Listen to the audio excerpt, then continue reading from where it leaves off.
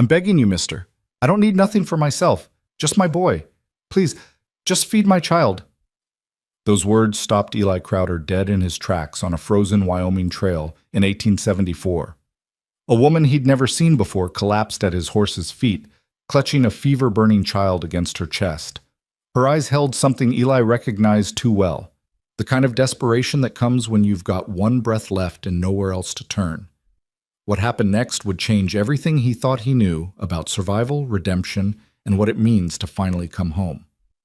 But before we dive into this story, if you're enjoying it, hit that like button and drop a comment telling me what city you're watching from.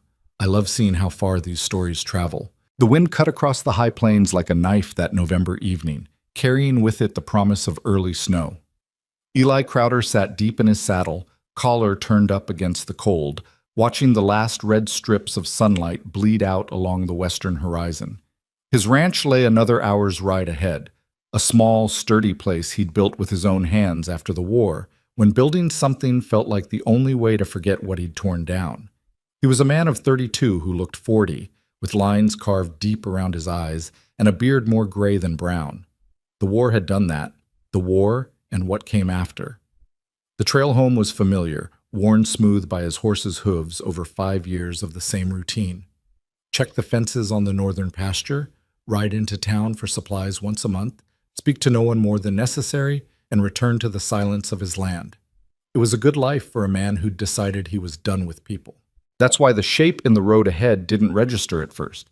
Eli squinted against the dying light, thinking it might be a fallen tree branch or maybe a deer carcass left by wolves. But as his horse drew closer, the shape moved, shifted with an effort that looked painful even from a distance. It was a woman. She was on her hands and knees in the middle of the trail trying to push herself upright. Her dress was torn and mud-stained, her dark hair hanging loose and tangled around her shoulders, and in her arms, wrapped in a threadbare blanket, was a child. Eli's first instinct was to ride around her. His second was to keep going and pretend he'd seen nothing at all. But his horse had already slowed, sensing something wrong, and by the time Eli's mind caught up with his body, he was pulling to a stop 15 feet from where she knelt. "Ma'am?" His voice came out rougher than he'd intended, unused to speaking aloud after days alone. The woman's head snapped up. Her face was pale, almost gray, with dark circles under her eyes that spoke of sleepless nights and empty days. She couldn't have been more than 25, but she wore exhaustion like a much older woman. "Please," the word came out as barely more than a whisper. "Please, I—" She tried to stand, got one foot under her, and then her legs gave out entirely. She crumpled forward, and Eli moved without thinking, swinging down from his saddle and crossing the distance between them in 3 long strides. He caught her before she hit the ground, his hands gripping her shoulders as she clutched the child tighter to her chest. Up close, he could see she was shaking, not just from cold, though the temperature was dropping fast, but from something deeper. Hunger, maybe. Or fear. "Easy now," Eli said, his voice softer this time. "I got you." "My boy," she gasped, her eyes wild and unfocused. "He's sick. He's burning up, and I don't know what to do. We've been walking for days, and I thought maybe—" Her words dissolved into a coughing fit that shook her entire frame. The child in her arms stirred and let out a weak, mewling cry that made Eli's chest tighten in a way he hadn't felt in years. "Let me see him," Eli said. The woman hesitated, her arms tightening protectively around the bundle. Her eyes met his, brown eyes full of a mother's terror, and Eli saw the calculation happening behind them. Trust a stranger or watch her child die. Some choice. "I'm not going to hurt him," Eli said quietly. "Or you. I just need to see how bad off he is." Something in his tone must have reached her, because slowly, carefully, she loosened her grip enough for Eli to pull back a corner of the blanket. The boy couldn't have been more than 3 years old. His face was flushed with fever, his small chest rising and falling too quickly, and even in the fading light, Eli could see the glisten of sweat on his forehead. The child's eyes were closed, his little body limp except for the occasional twitch or whimper. "How long's he been like this?" 2 days, the woman whispered. "Maybe 3. I lost track. He was fine, and then he just—" He started burning up and I couldn't make it stop. I tried everything I know. I tried. Her voice broke, and Eli felt something crack open inside his chest. Something he'd boarded up and buried deep after Shiloh. After he'd come home to find his own house empty and his own family gone. "What's your name?" he asked. "Hannah." She swallowed hard. "Hannah Reed, and this is Samuel, my Sam." "I'm Eli Crowder.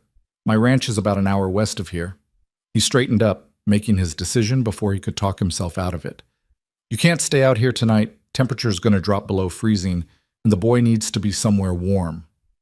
Hannah's eyes widened.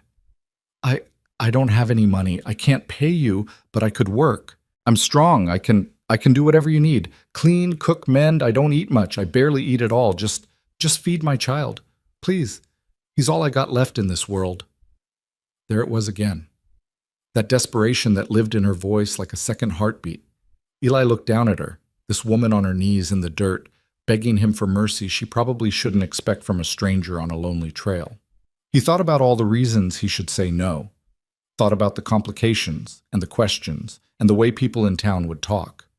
Then he thought about the boy's fever-bright face and the way Hannah's hand shook as she held him. "Get up," Eli said, offering his hand.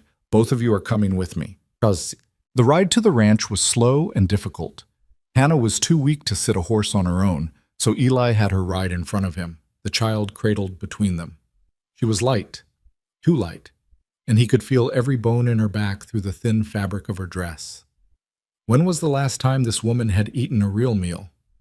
She didn't speak during the ride, and neither did Eli. What was there to say?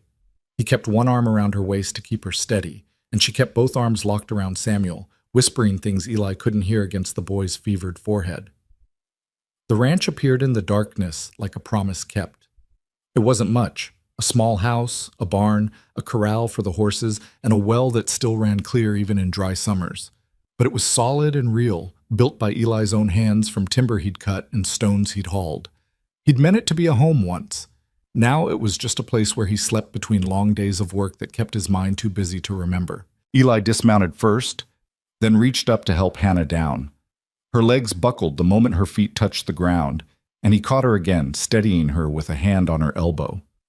"Barn's warmer than the house right now," he said. "I'll get you settled there for tonight." "The barn's fine," Hannah said quickly. "More than fine. We don't need... Come on." The barn smelled of hay and horses and leather, good, honest smells that Eli had always found more comforting than the emptiness of the house. He led Hannah to a clean corner where he'd stored fresh straw just that morning, and she sank down onto it with a grateful sound that was almost a sob. Samuel was still unconscious, his small body hot to the touch. Eli had seen enough sickness in the war to know this could go either way. The boy might pull through, or he might not. It all depended on what was causing the fever and whether his little body had enough fight left in it. "I'll bring blankets," Eli said, "and water. You need to get fluids in him however you can."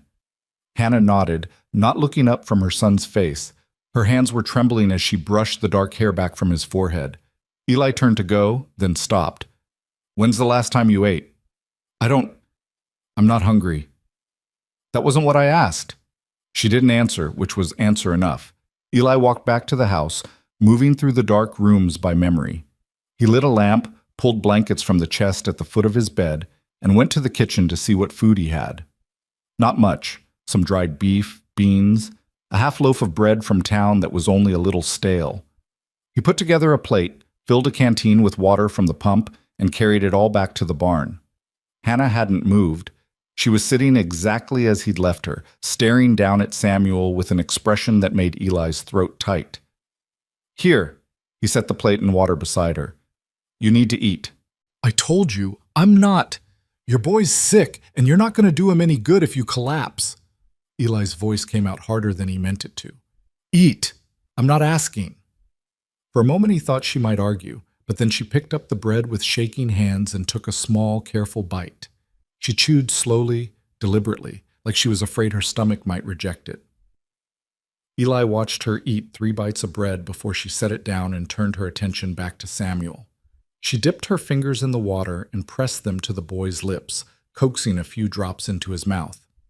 "That's good," Eli said. "Keep doing that, and try to get him to drink more when he wakes." "If he wakes." The words hung in the air between them like smoke. "He will," Eli said with more confidence than he felt. "Kids are tougher than they look." Hannah's eyes came up to meet his, and in the lamplight he could see tears tracking down her dirty cheeks. "Why are you helping us?" It was a fair question. Eli didn't have a good answer for it. "Because you needed help," he said finally. "And because—" He stopped, not sure how to finish that sentence. "Because I know what it's like to lose everything? Because I've got a barn full of empty space and a house that echoes with ghosts? Because for just one moment, when I looked at your boy's face, I remembered what it felt like to have someone depend on me?" "Just get some rest," Eli said instead. "I'll check on you in a few hours." He left before she could thank him, before she could ask any more questions he didn't want to answer. Back in the house, he sat at his table in the dark and told himself this was temporary. One night, maybe two. Until the boy was strong enough to travel and the woman could get to wherever she was going. That's what he told himself. But deep down, in a part of his heart he thought he'd buried years ago, Eli knew that nothing about tonight felt temporary at all. He didn't sleep. Instead, he sat by the window and watched the barn, waiting for what? A cry for help? A sign that things had gone wrong? He wasn't sure. All he knew was that leaving two strangers alone in his barn while a child fought for his life felt wrong somehow. Around midnight, he gave up on pretending he wasn't going to check on them. He pulled on his coat and crossed the yard, moving quietly so as not to wake them if they'd managed to sleep. The barn door creaked slightly as he pushed it open. Inside, the lamp still burned low, casting long shadows across the walls. Hannah was awake. Sitting with her back against a post, Samuel cradled in her arms. She was singing, so softly Eli almost couldn't hear it, some lullaby he didn't recognize. She looked up when she heard him, her eyes red from crying but no longer quite so wild with panic. "He drank some water," she whispered. "About an hour ago." He opened his eyes for just a second and took a few sips. Relief flooded through Eli's chest. "That's good. That's real good. I've been trying to keep him cool, but I don't know if I'm doing it right. I don't know anything anymore." Eli crossed the barn and knelt beside them, pressing the back of his hand to Samuel's forehead. The fever was still there, but it felt slightly less intense than before. Maybe. It was hard to tell. "You're doing fine," he said. "Just keep getting water in him when you can." Hannah nodded, but she looked exhausted, beyond exhausted, like she'd been running on nothing but fear and willpower for so long that her body had forgotten how to rest. "You should sleep," Eli said. "I can watch him for a while." No, I can't. What if he needs me?" "Then I'll wake you, but you're no good to him if you're too tired to stand." She looked like she wanted to argue, but her body was already betraying her. Her eyes kept drooping closed, then snapping open again, fighting sleep with everything she had left. "Just for an hour," Eli said quietly. "I'll stay right here, I promise." Something in his voice must have convinced her, because slowly, reluctantly, she shifted Samuel into Eli's arms. The boy was lighter than he should be, his small body burning with heat even through the blanket. Hannah lay down on the straw beside them, curling into herself. Within minutes, her breathing had deepened into sleep. Eli sat there in the lamplight, holding a stranger's sick child, and felt the weight of responsibility settle over him like an old, familiar coat. He'd felt this before. In the war, when he'd been responsible for the young soldiers in his unit. And before that, in another life that felt like it belonged to someone else entirely. He looked down at Samuel's face, at the way the boy's small hand had curled into a fist against his chest, and felt something shift inside him. Something that had been frozen for so long he'd forgotten it could thaw. "You're gonna be all right, kid," he whispered, not sure if he was trying to convince the boy or himself. "Your mama's not gonna let anything happen to you, and I guess, for tonight at least, neither am I." Samuel stirred slightly in his arms, his fever-bright face turning toward Eli's chest as if searching for comfort. Without thinking, Eli began to hum, low and quiet, an old tune his own mother had sung to him a lifetime ago. Outside, the wind picked up, rattling the barn doors and carrying with it the first flakes of snow. Winter was coming early this year, but inside, surrounded by the smell of hay and horses and the quiet breathing of two people who'd stumbled into his life by chance, Eli felt something he hadn't felt in years. He felt needed, and maybe, just maybe, that wasn't such a terrible thing after all. Dawn came slowly, painting the sky in shades of gray and pink that filtered through the barn's high windows. Eli had dozed off at some point, his back against the post, Samuel still cradled in his arms. He woke to the sound of Hannah stirring beside him. She sat up quickly, panic flashing across her face. "Sam, he's fine," Eli said quickly. "Fever broke about an hour before dawn. He's sleeping now, real sleep, not fever sleep." Hannah's eyes filled with tears again. But these were different. These were relief and gratitude and something else Eli couldn't quite name. She reached out with trembling hands, and Eli carefully transferred Samuel back to her arms. The boy looked better. His color was closer to normal, and his breathing had evened out. He was still thin and weak, but the immediate crisis seemed to have passed. "Thank you," Hannah whispered, pressing her lips to her son's forehead. "Thank you, thank you." "Don't thank me yet," Eli said, getting stiffly to his feet. His back protested the night spent on the barn floor. "He's still weak. Needs food and rest. And you." He looked at Hannah, taking in her hollow cheeks and the way her dress hung on her frame. "You need the same." "We'll be out of your way soon as he can travel," Hannah said quickly. "I don't want to be any trouble." "Where are you headed?" The question seemed to catch her off guard. She looked away, her arms tightening around Samuel. "West. I thought, there's supposed to be work in the mining towns. Cooking, laundry. I'm good with my hands." "Those mining camps are no place for a woman alone," Eli said flatly, "especially not with a child." "I don't have anywhere else to go." The words came out flat and final, and Eli heard the whole story in them.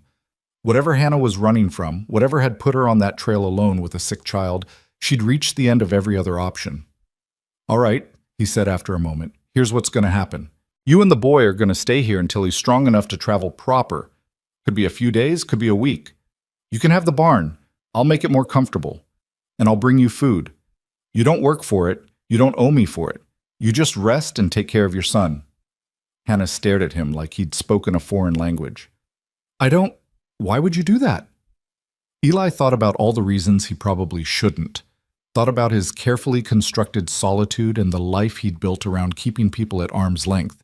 Thought about how much easier it would be to point her toward town, maybe give her a few dollars and send her on her way. But when he opened his mouth, what came out was, "Because you need help, and because I've got space going to waste anyway." It wasn't the whole truth, wasn't even close, but it was all Eli was prepared to admit out loud. Hannah's eyes searched his face, looking for the catch, the hidden price, the ulterior motive. Whatever she saw there must have satisfied her because she nodded slowly. "Just until Sam's strong," she said. "Then we'll go. I promise we won't be any trouble." Eli almost laughed at that. These two had been trouble from the moment he'd spotted them on the trail, but it was the kind of trouble that reminded him what it felt like to be human again, and maybe, just maybe, that was worth something. "Get some more sleep," he said, heading for the door. "I'll bring breakfast in an hour." As he crossed the yard back to the house, snowflakes were starting to fall in earnest, covering the ground in a thin white blanket. The first snow of the season. Eli tilted his face up to the sky and let the cold flakes melt against his skin. Behind him, in the barn, a woman who'd been prepared to beg for her child's life was finally resting, and a boy who'd been burning with fever was breathing easy again. It was just one night, just one act of basic human decency. But as Eli stood there in the falling snow, feeling the weight of another person's trust settling on his shoulders, he couldn't shake the feeling that something had changed. Some door he'd thought was permanently closed had cracked open again, letting in a sliver of light he'd learned to live without. He told himself it didn't mean anything, told himself that in a week or two they'd be gone and his life would return to normal. But deep down, in a place he didn't want to examine too closely, Eli suspected nothing would ever be quite the same again. And standing there in the snow, watching smoke rise from his chimney and listening to the quiet sounds of morning on his land, he found he didn't entirely mind. But Inside the house, Eli stood at his stove, frying eggs and bacon with more care than he usually bothered with. He cut bread into thick slices and set coffee to boil, trying to remember the last time he'd cooked for anyone but himself. The answer came unbidden, 5 years ago, before he'd left for the war. His wife, Sarah, had been pregnant with their first child. He'd made her breakfast every morning, watching her eat with the kind of focused attention that came from knowing he might not get many more chances. He'd been right about that, though not in the way he'd feared. Eli shook his head, pushing the memories away. This wasn't about Sarah or the child he'd never met. This was about a woman who needed help and a boy who deserved to live. That was all. That was enough. He loaded everything onto a tray, more food than Hannah and Samuel could possibly eat, but he figured she needed to build her strength back up. Then he pulled on his coat again and headed back out into the snow. The barn felt warmer this time, or maybe that was just knowing that the people inside were safe and resting. Hannah was awake, sitting with her back against the post, watching Samuel sleep. She looked up when Eli entered, something wary still in her eyes, but also something softer. Gratitude, maybe. Or just bone-deep exhaustion finally beginning to ease. "Brought breakfast," Eli said, setting the tray down beside her. "It's not fancy, but it's hot." Hannah stared at the food like she couldn't quite believe it was real. Her hand reached out, then hesitated, pulling back. "It's all right," Eli said quietly. "Go ahead." She picked up the fork with trembling fingers and took a bite of eggs. Her eyes closed, and a sound escaped her throat that might have been a sob or a sigh of relief. She ate slowly, carefully, like her body wasn't quite sure what to do with real food after going without for so long. Eli busied himself with checking Samuel while she ate, giving her privacy to be hungry without being watched. The boy was definitely improving. His color was better, and when Eli touched his forehead, the fever was barely there, just a lingering warmth that would probably fade completely by evening. "He looks better," Hannah said between bites. "He looks—" Her voice caught. "He looks like my Sam again." "He's a fighter," Eli said. "Takes after his mama, I'd guess." A ghost of a smile crossed Hannah's face, there and gone so quickly Eli almost missed it. His father always said Sam was stubborn as a mule. Wouldn't take no for an answer about anything. It was the first time she'd mentioned Samuel's father. Eli waited to see if she'd say more, but she just kept eating, her eyes fixed on her son. "Where's his father now?"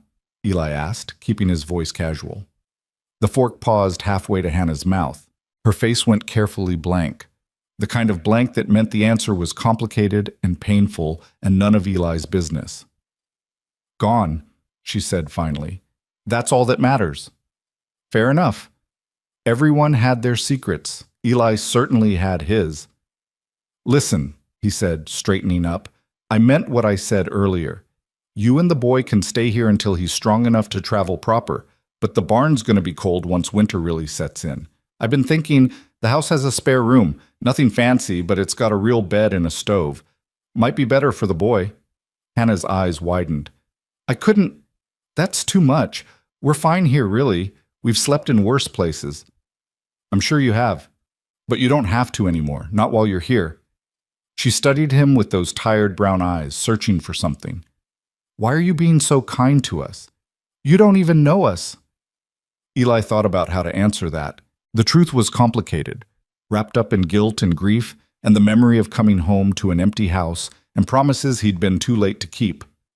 But Hannah didn't need to hear any of that. "Maybe I just don't like seeing people suffer when I can help," he said. "Or maybe I'm just tired of rattling around in that house alone. Does it matter?" "I suppose not," Hannah said softly. "But we won't forget this. When we leave, I'll find a way to pay you back somehow. Don't worry about that. Just focus on getting your boy healthy." Samuel stirred then, his small body shifting in Hannah's arms. His eyes fluttered open, real consciousness this time, not fever dreams. He looked up at his mother's face, confused and disoriented. "Mama?" His voice was barely a whisper, rough and small. "I'm here, baby," Hannah said, her whole face transforming with relief and love. "Mama's right here. I don't feel good. I know, sweetheart. But you're getting better. You just need to rest." Samuel's eyes drifted around the barn, taking in the unfamiliar surroundings with a child's vague concern. Then his gaze landed on Eli, and he shrank back against his mother. "Who's that?" "That's Mr. Crowder," Hannah said gently. "He's helping us. He gave us a place to stay while you were sick." Samuel studied Eli with serious dark eyes.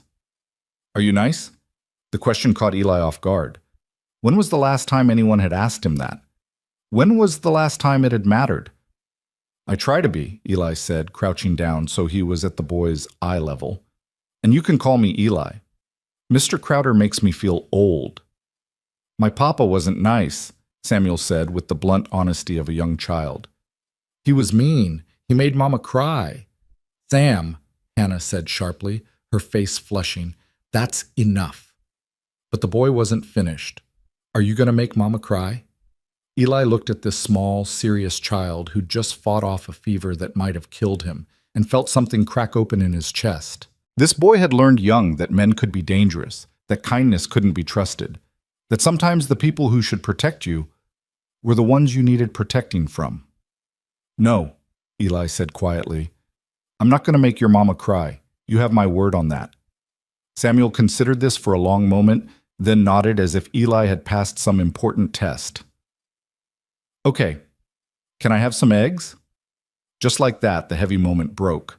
Hannah laughed, a real laugh this time, not the bitter sound of earlier, and Eli felt himself smile in response.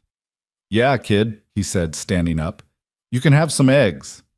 He left them there, Hannah feeding her son small bites of breakfast, both of them looking more alive than they had when he'd found them on that trail, and headed back to the house to start his day's work. But as he walked across the yard, Eli couldn't shake the memory of Samuel's question. "Are you nice?" Such a simple thing for a child to ask. Such a complicated thing for Eli to answer. He'd spent 5 years convincing himself that he was better off alone, that connecting with people only led to loss and pain. He'd built walls around his heart and told himself they were necessary for survival. But maybe, just maybe, survival wasn't the same thing as living. Maybe there was something to be said for letting people in, even when it scared him, even when it meant risking the kind of hurt he'd sworn he'd never feel again. Eli looked back at the barn, at the thin line of smoke rising from the small stove he'd lit inside, and felt the weight of possibility settling over him. One night had turned into a day. A day might turn into a week. And a week? Well, Eli tried not to think about what a week might turn into. For now, he had work to do. Fences to check, animals to tend, a life to maintain. But for the first time in 5 years, that life didn't feel quite so empty. And that, Eli thought as he headed toward the barn to start his morning chores, was something worth holding on to, even if he didn't quite know what to do with it yet. 3 days passed before Eli finally convinced Hannah to move into the house. She'd resisted at first, insisting the barn was perfectly adequate, that she didn't want to intrude any more than she already had. But when the temperature dropped well below freezing on the third night and Samuel started coughing again, Eli didn't give her a choice.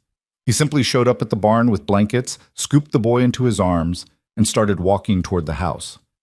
Hannah had followed without another word of protest. The spare room was small, barely large enough for the narrow bed and washstand Eli had moved in from storage, but it was warm and dry and infinitely better than sleeping on straw. Hannah stood in the doorway that first night, staring at the room like she couldn't quite believe it was real, her arms wrapped tight around herself. "The door locks from the inside," Eli said quietly, showing her the simple latch. "You don't have to use it, but it's there if it makes you feel safer." Something flickered across Hannah's face, relief mixed with a sadness that suggested she'd learned the hard way why locked doors mattered. She nodded once, not meeting his eyes. "Thank you," she whispered. Eli left them to settle in, closing the door to his own room at the far end of the short hallway.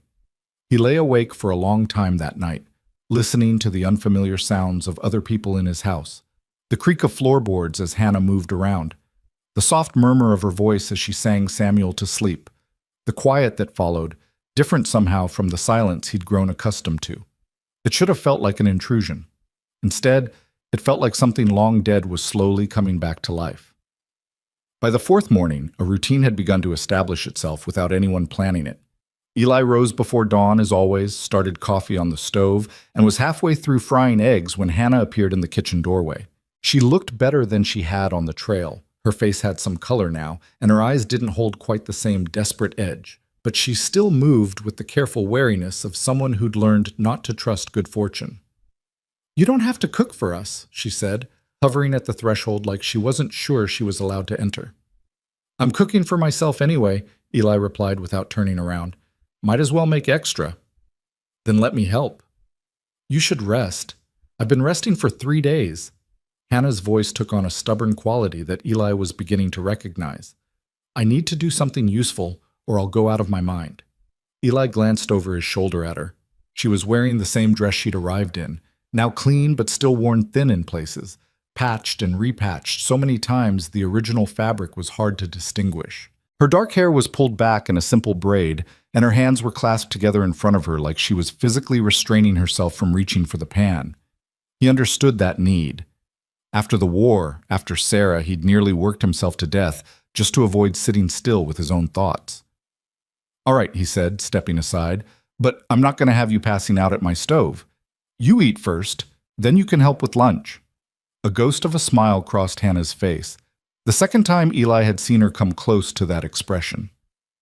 Deal. They fell into a pattern after that. Hannah would emerge from the spare room in the morning to find Eli already making breakfast, and they'd eat together in a silence that grew gradually less awkward with each passing day.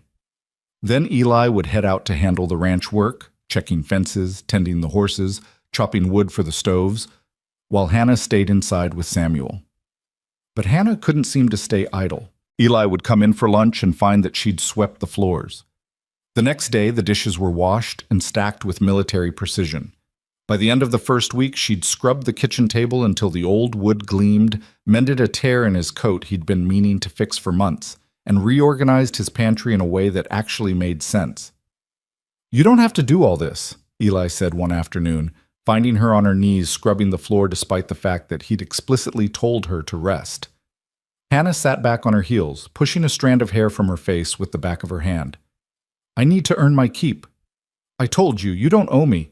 I know what you told me." Her voice was gentle but firm. "But I can't just sit here accepting charity while you work yourself half to death keeping this place running. It's not in me to do nothing." Eli recognized the stubborn set of her jaw. It was the same expression Samuel got when he decided he was going to do something regardless of what anyone said. "You've got a child to take care of. That's not nothing." "Sam sleeps half the day while he's recovering. I've got time." "Then use it to rest. Build your own strength back up." Hannah's eyes met his, and Eli saw something flicker there, a mix of pride and shame and something else he couldn't quite name. "I've been resting my whole life, waiting for things to get better, for someone to rescue me. I'm done waiting. If I'm going to be here, I'm going to make myself useful." The words hung between them, heavy with meaning Eli suspected went far deeper than a clean floor. He thought about arguing, about insisting again that she didn't owe him anything. But he also understood the bone-deep need to feel like you were contributing something, anything, to justify taking up space in the world. "Fine," he said finally, "but you work at your own pace. And if I catch you pushing yourself too hard, we're going to have words." That ghost of a smile appeared again, staying a little longer this time. "Yes, sir." "And stop calling me sir. Makes me feel like I'm back in the army." "Yes, Eli." He left her to her scrubbing, shaking his head but unable to suppress a smile of his own. Stubborn woman. She reminded him of Sarah in that way. That same quiet determination that meant she'd run herself into the ground before admitting she needed help. The thought of his wife should have hurt. Usually did, like pressing on a bruise that never quite healed. But this time it just felt distant, like a memory that belonged to someone else. Samuel was getting stronger every day. By the end of the first week, he was up and walking around, though he tired easily and still napped for hours each afternoon. He was a quiet child, too quiet, Eli thought, for a boy his age. But when he did speak, it was usually to ask questions. "Why don't you got a wife?" Samuel asked one morning, appearing at Eli's elbow while he was repairing a saddle in the barn. Eli's hand stilled on the leather. "Used to have one. She died while I was away at war." "Oh." Samuel considered this with a seriousness that seemed far too old for a 3-year-old. That's sad. Yeah, it is. Did you cry? The blunt question should have felt intrusive, but there was no malice in it, just genuine curiosity from a child who was still figuring out how the world worked. Yeah, Eli said quietly. I cried. Samuel nodded as if this made perfect sense. He watched Eli work for a few more minutes, then asked, Do you got any kids? This question hit harder. Eli's hands tightened on the saddle, and he had to force himself to keep breathing normally. No, I don't. How come? Because my wife was pregnant when I left for the war, and she died in childbirth before I made it home. Because I came back to an empty house and 2 graves in the churchyard. And sometimes I still wake up thinking I hear a baby crying. Because I've spent 5 years trying not to imagine what my child might have looked like. But Eli couldn't say any of that to a 3-year-old. Just didn't work out that way, he said instead. Samuel seemed to accept this. He wandered over to pet one of the horses, his small hand gentle on the animal's nose. I like it here, he said after a moment. It's nice. Mama doesn't cry as much. Eli's throat went tight. She cried a lot before? All the time, when Papa was around. After he left, she tried to hide it, but I could still hear her at night. Samuel looked back at Eli with those 2 serious eyes. She doesn't cry here. That means you're nice, right? Like you said? The trust in that question made Eli's chest ache. This boy had been through things no child should have to experience, and yet he was still trying to figure out if the world had safe spaces in it. Still hoping that maybe, just maybe, some people could be trusted. I hope so, kid, Eli said softly. I'm trying to be. Samuel smiled, a real, genuine smile that transformed his whole face. Good. Mama needs nice people. Then he was off again, distracted by a barn cat that had emerged from the hayloft. Eli watched him go, this small boy who was learning to be a child again now that he wasn't constantly afraid. That evening, Eli found Hannah in the kitchen preparing dinner. She'd insisted on taking over the evening meal, and he'd learned not to argue with her once she'd made up her mind about something. The smell of roasting chicken filled the house, a bird Eli had purchased in town the day before on the excuse that he'd been planning to cook it anyway. Sam told me you 2 talked today, Hannah said, not looking up from the vegetables she was chopping. He's full of questions. He likes you. She said it matter-of-factly, but Eli heard the weight behind it. He doesn't usually warm up to people so fast, especially not men. Eli leaned against the doorframe, watching her work. Her movements were efficient and practiced, the kind that came from years of cooking in difficult circumstances with limited resources. He asked about my wife. Hannah's knife paused for just a fraction of a second. I hope that was all right. I told him it wasn't polite to pry, but he doesn't always understand. It's fine, Eli interrupted. Kid's just curious. Nothing wrong with that. She resumed chopping, but Eli could see the tension in her shoulders. He said your wife died in the war. During it, anyway. Eli moved into the kitchen, pouring himself coffee from the pot that always seemed to be warm now that Hannah was around. I was gone when it happened. Didn't even know she'd passed until I came home. I'm sorry. It was a long time ago. Hannah glanced at him then, and something in her eyes suggested she understood that time didn't heal all wounds. It just taught you how to live with them. Still, I'm sorry you had to come home to that. They worked in companionable silence after that, Hannah cooking and Eli setting the table, a task he'd never bothered with when eating alone, but that seemed important now. When dinner was ready, Hannah called Samuel in from where he'd been playing with a carved horse Eli had found in a trunk of old belongings.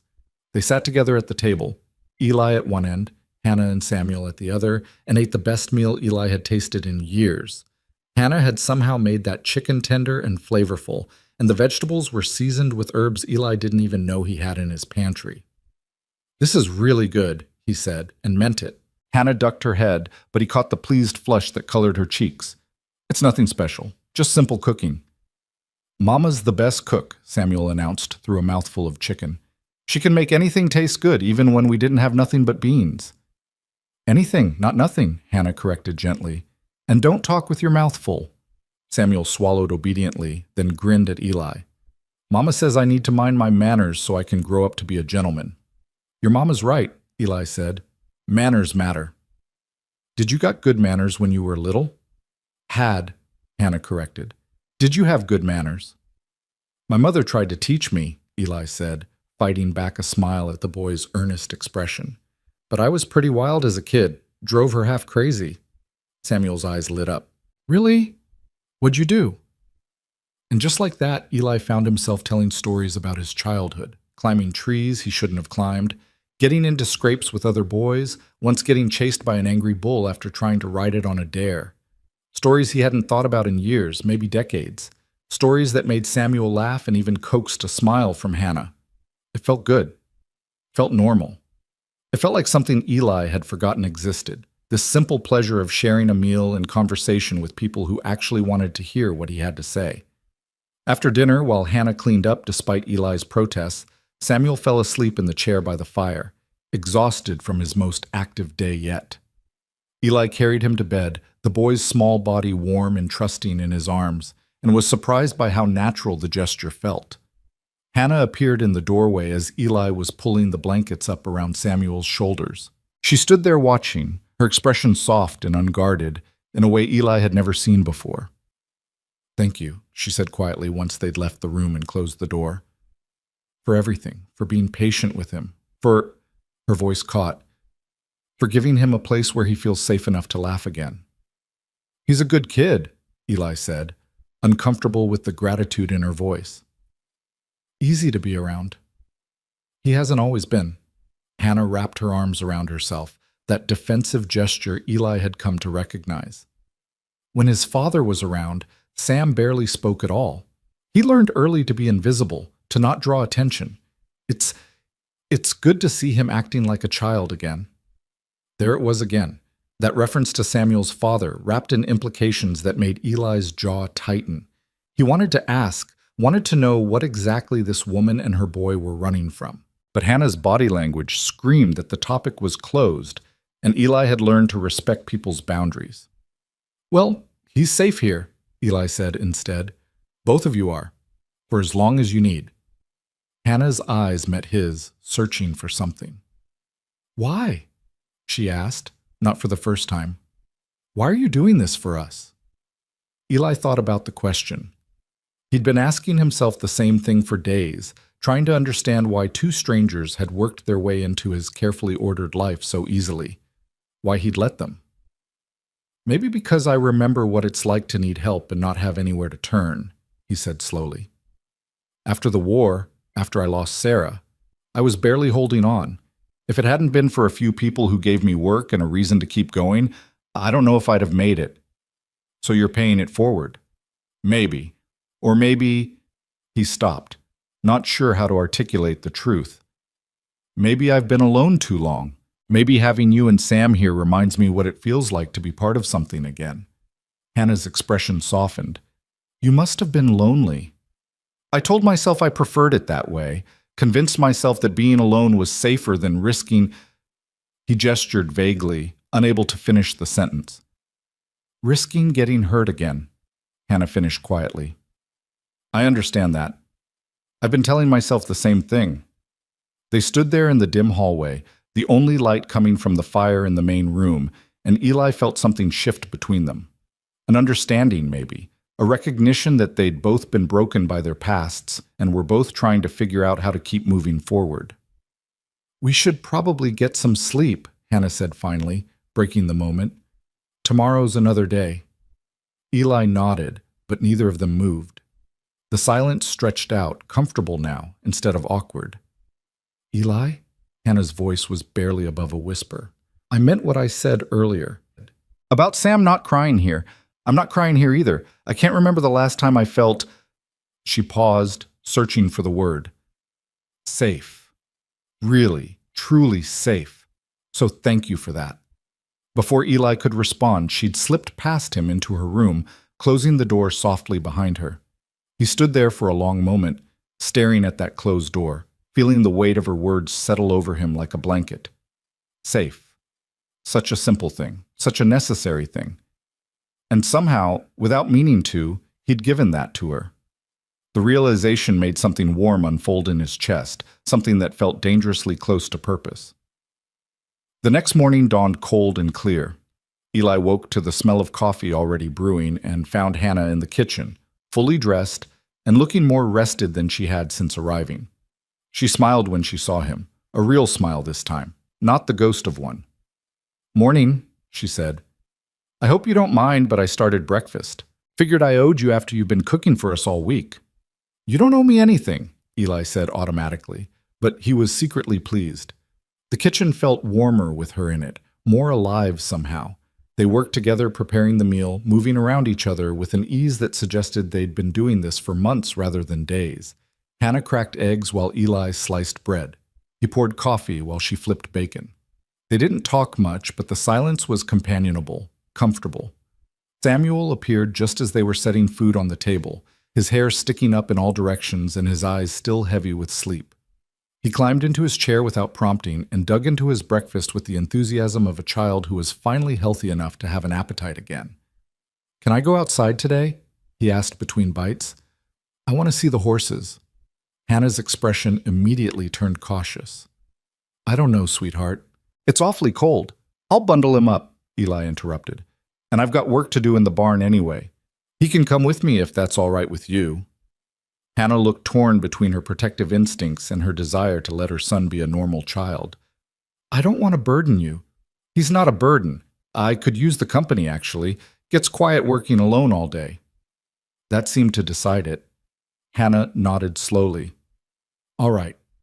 But you stay close to Eli, Sam, and if you start feeling tired or cold, you come right back inside. Understand?" "Yes, Mama." Samuel practically bounced in his chair with excitement.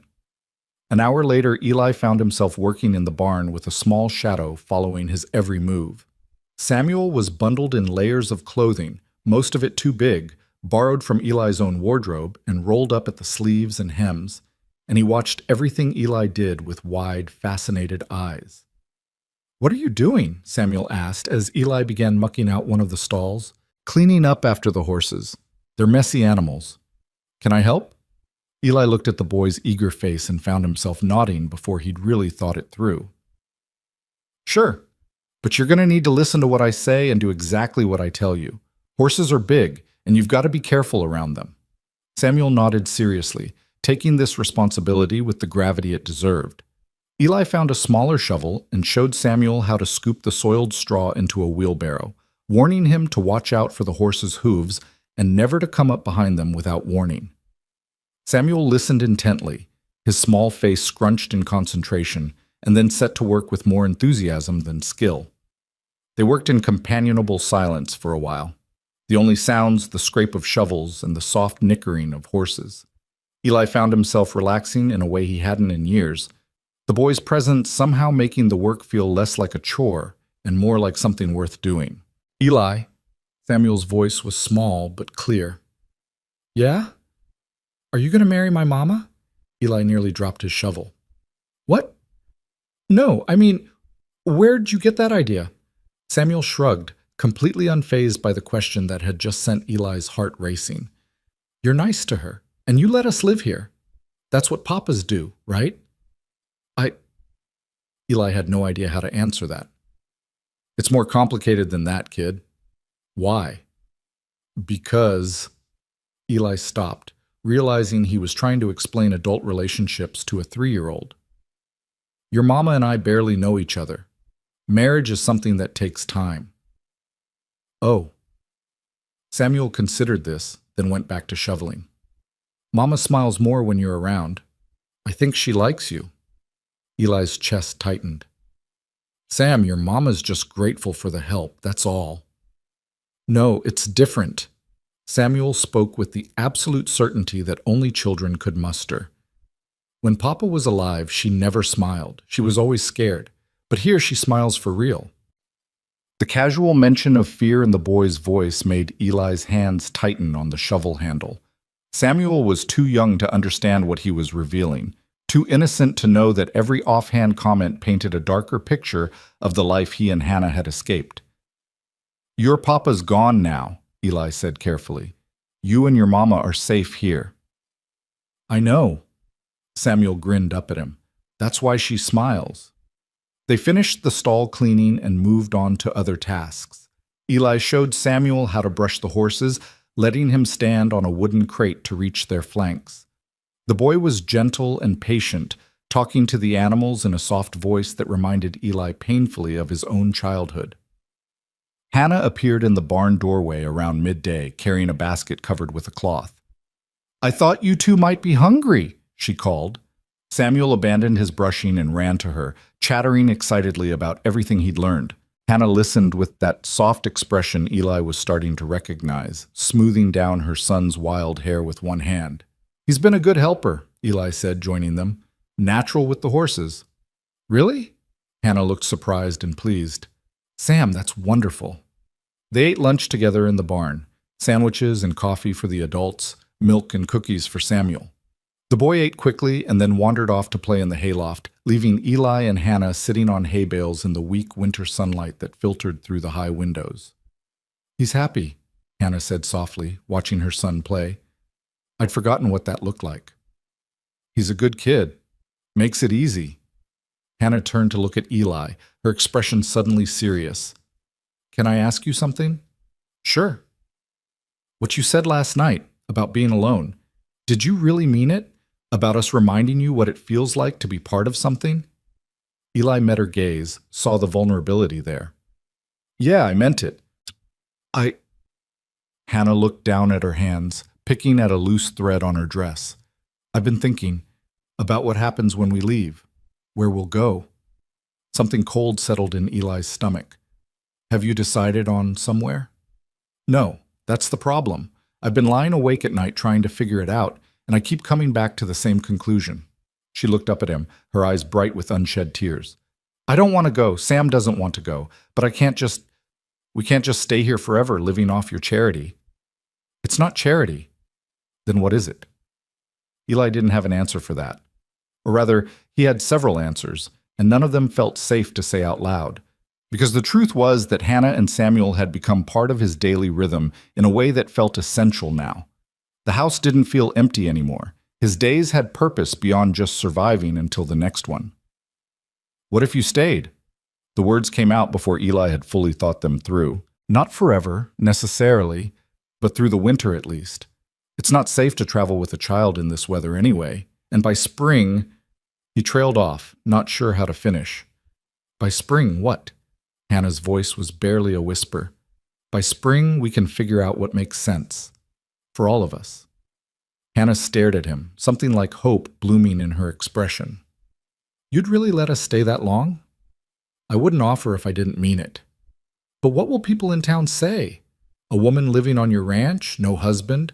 Let them say what they want. I stopped caring what people thought a long time ago." Eli leaned forward, his voice earnest.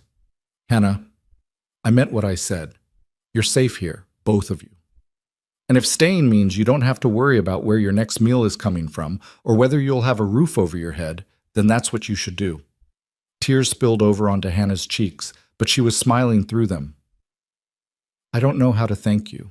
"Then don't. Just stay. That's thanks enough."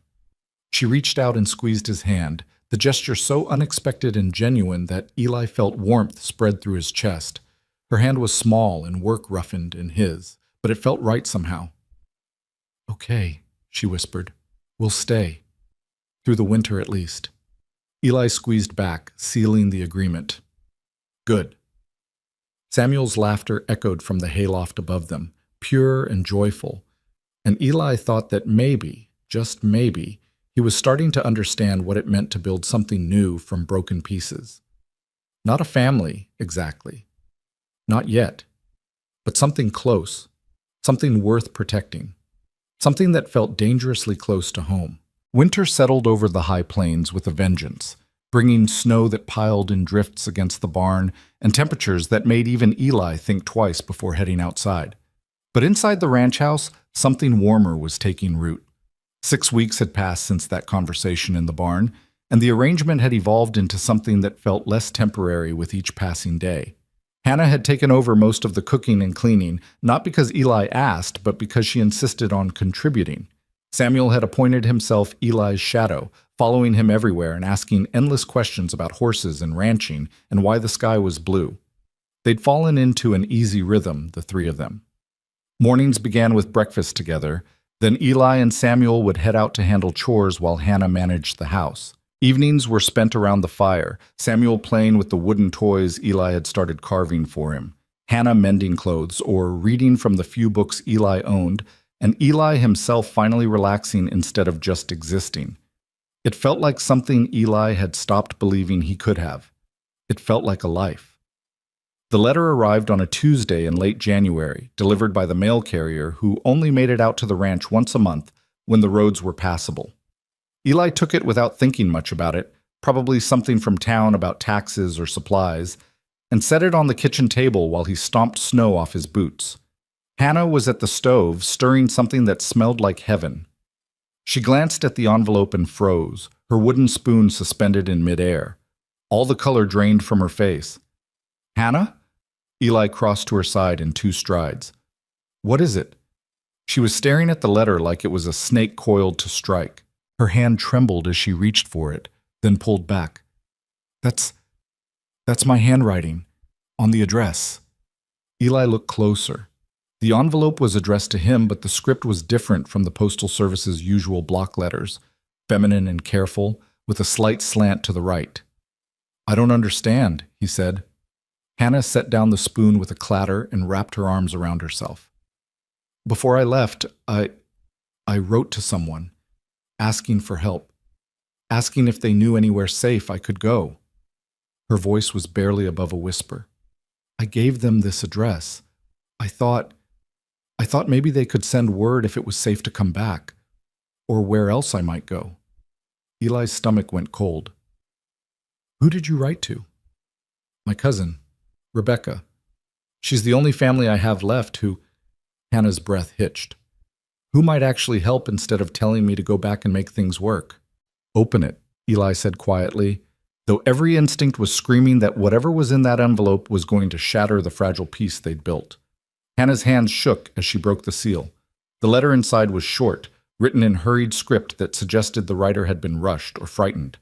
Hannah read it once, then again, her face going even paler. "What does it say?" Eli asked when she didn't speak. She handed him the letter silently. Eli read, "Hannah, if you get this, you need to disappear. Run as far as you can and don't tell anyone where you're going. Jacob found out you left.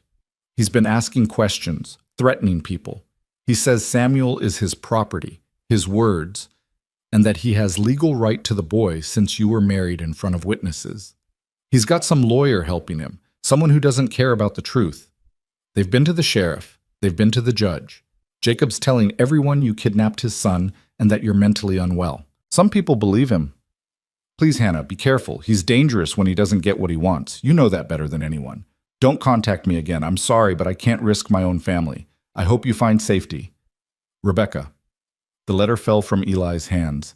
He looked at Hannah, who had backed up against the wall like she needed something solid to keep her upright. "Jacob," she whispered. "That's Samuel's father. My husband. I hoped he'd just let us go, that he wouldn't care enough to come looking. But he did. He never cared about Sam. Never. But he can't stand losing, can't stand the idea that I might have gotten away from him." Her voice was rising, panic bleeding into every word. "And now he's got legal papers. He's got people believing his lies. He's going to—" She broke off, pressing her hands over her mouth to muffle a sob.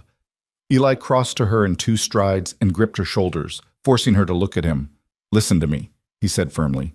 "You're safe here. Both of you. Whatever this Jacob wants, he's not getting it. You understand? You don't know him. You don't know what he's capable of. Then tell me." Eli's voice softened but remained steady. "Tell me what I'm dealing with." Hannah's eyes were wild with fear, but she nodded shakily. They sat at the table. Samuel was napping in the next room, thank goodness, and Hannah told her story in a halting voice that broke Eli's heart. She'd married Jacob Reed when she was 18, desperate to escape a father who drank too much and hit too hard. Jacob had seemed like salvation at first, charming, attentive, promising her a better life. But the mask had slipped within weeks of their wedding. Jacob was cruel in ways that left no visible marks most of the time. He controlled every aspect of Hannah's life, from what she ate to who she could speak to. When Samuel was born, Jacob had been furious that the child was a boy, ranting about not wanting competition for Hannah's attention. "He never hit Sam," Hannah said, her voice hollow. "But he made it clear that the boy was a burden, that we both were. He'd disappear for weeks at a time, come back drunk and angry, and take out his frustrations on me. Sam learned to hide when his father came home, learned to be invisible." "How'd you get away?" Eli asked, his jaw so tight it hurt. "Jacob left for a cattle drive last fall.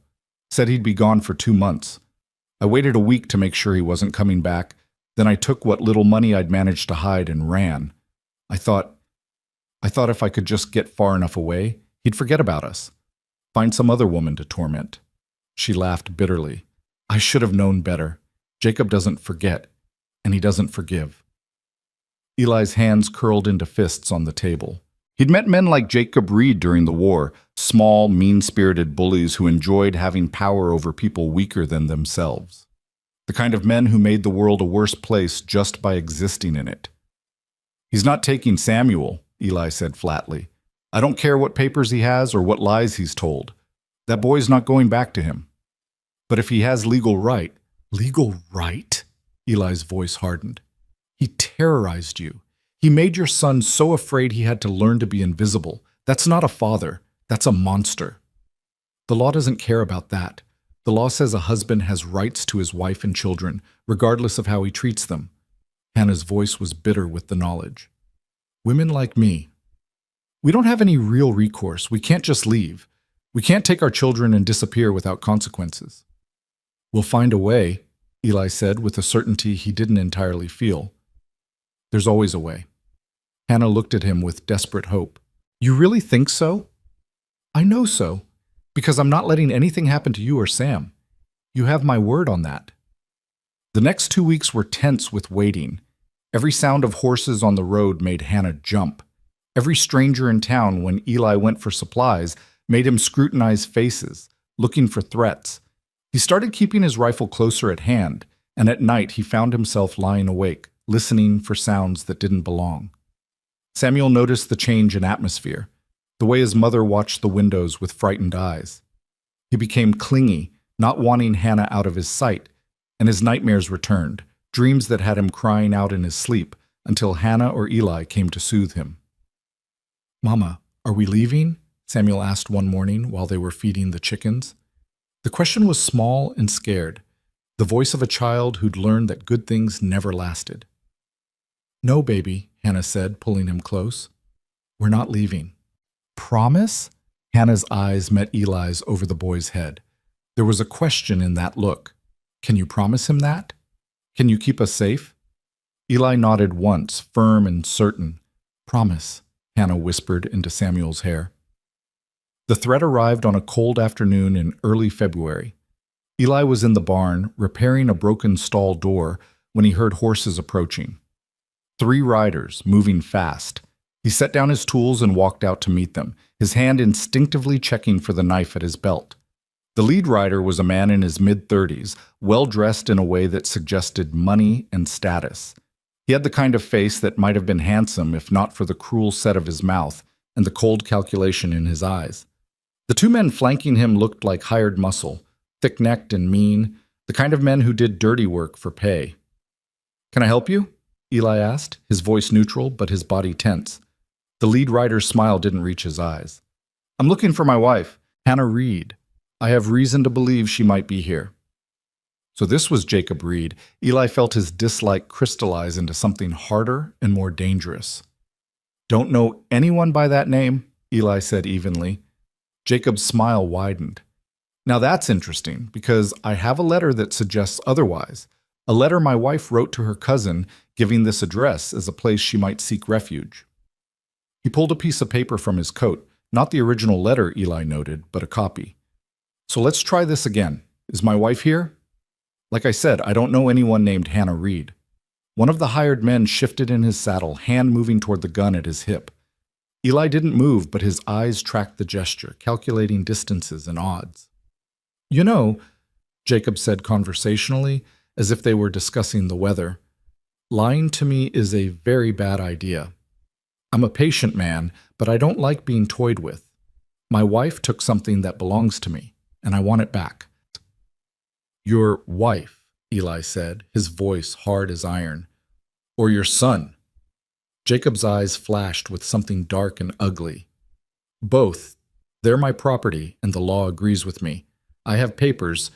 He reached into his coat again, this time pulling out an official-looking document. "From a judge in Kansas Territory. These papers give me full legal custody of my son and declare my wife mentally incompetent.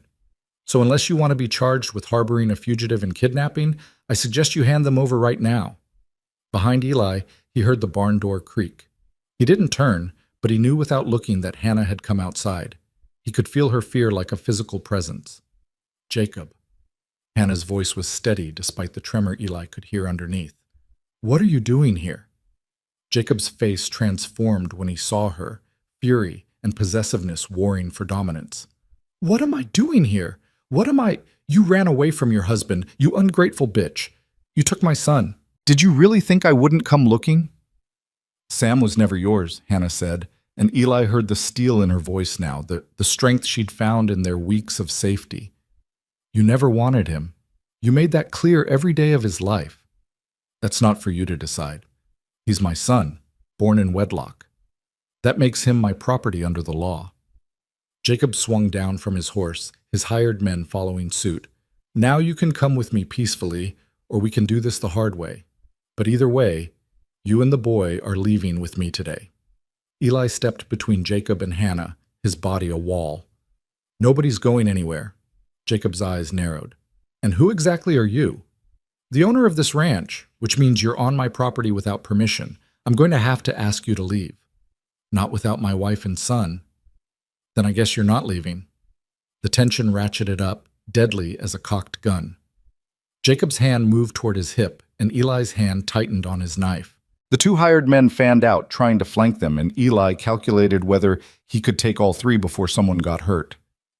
"You don't want to do this," Eli said quietly, his voice carrying a weight that came from years of command during the war. "Whatever you think your rights are, I'm telling you now, you're not taking that woman or her boy. Not today. Not ever. You're harboring my property. She's a human being, not property. And that boy in there is 3 years old. You really want to traumatize him by dragging him away from the only safety he's ever known?" Eli took a step forward, his voice dropping even lower. "You really want to see what happens when you try?" Jacob's face went red with rage. "You threatening me?" "I'm stating facts. You ride onto my land making demands, you're going to find yourself in a world of trouble. I have legal documents. I don't care if you have a letter from the president himself. That woman and her child are under my protection now. You want to challenge that? You go ahead and try."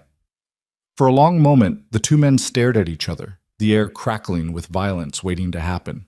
Eli could see Jacob calculating, weighing his options, trying to decide if pushing this was worth the risk. Finally, Jacob smiled, a cold, cruel expression that promised this wasn't over. "Fine. We'll do this the legal way. I'll be back with the sheriff and proper authorization. And when I come back, you're going to wish you'd just handed them over peacefully." He swung back onto his horse, his men following suit. But before he rode off, Jacob looked past Eli to where Hannah stood trembling. "This isn't over, Hannah. You're my wife. Samuel is my son. And I always get what's mine.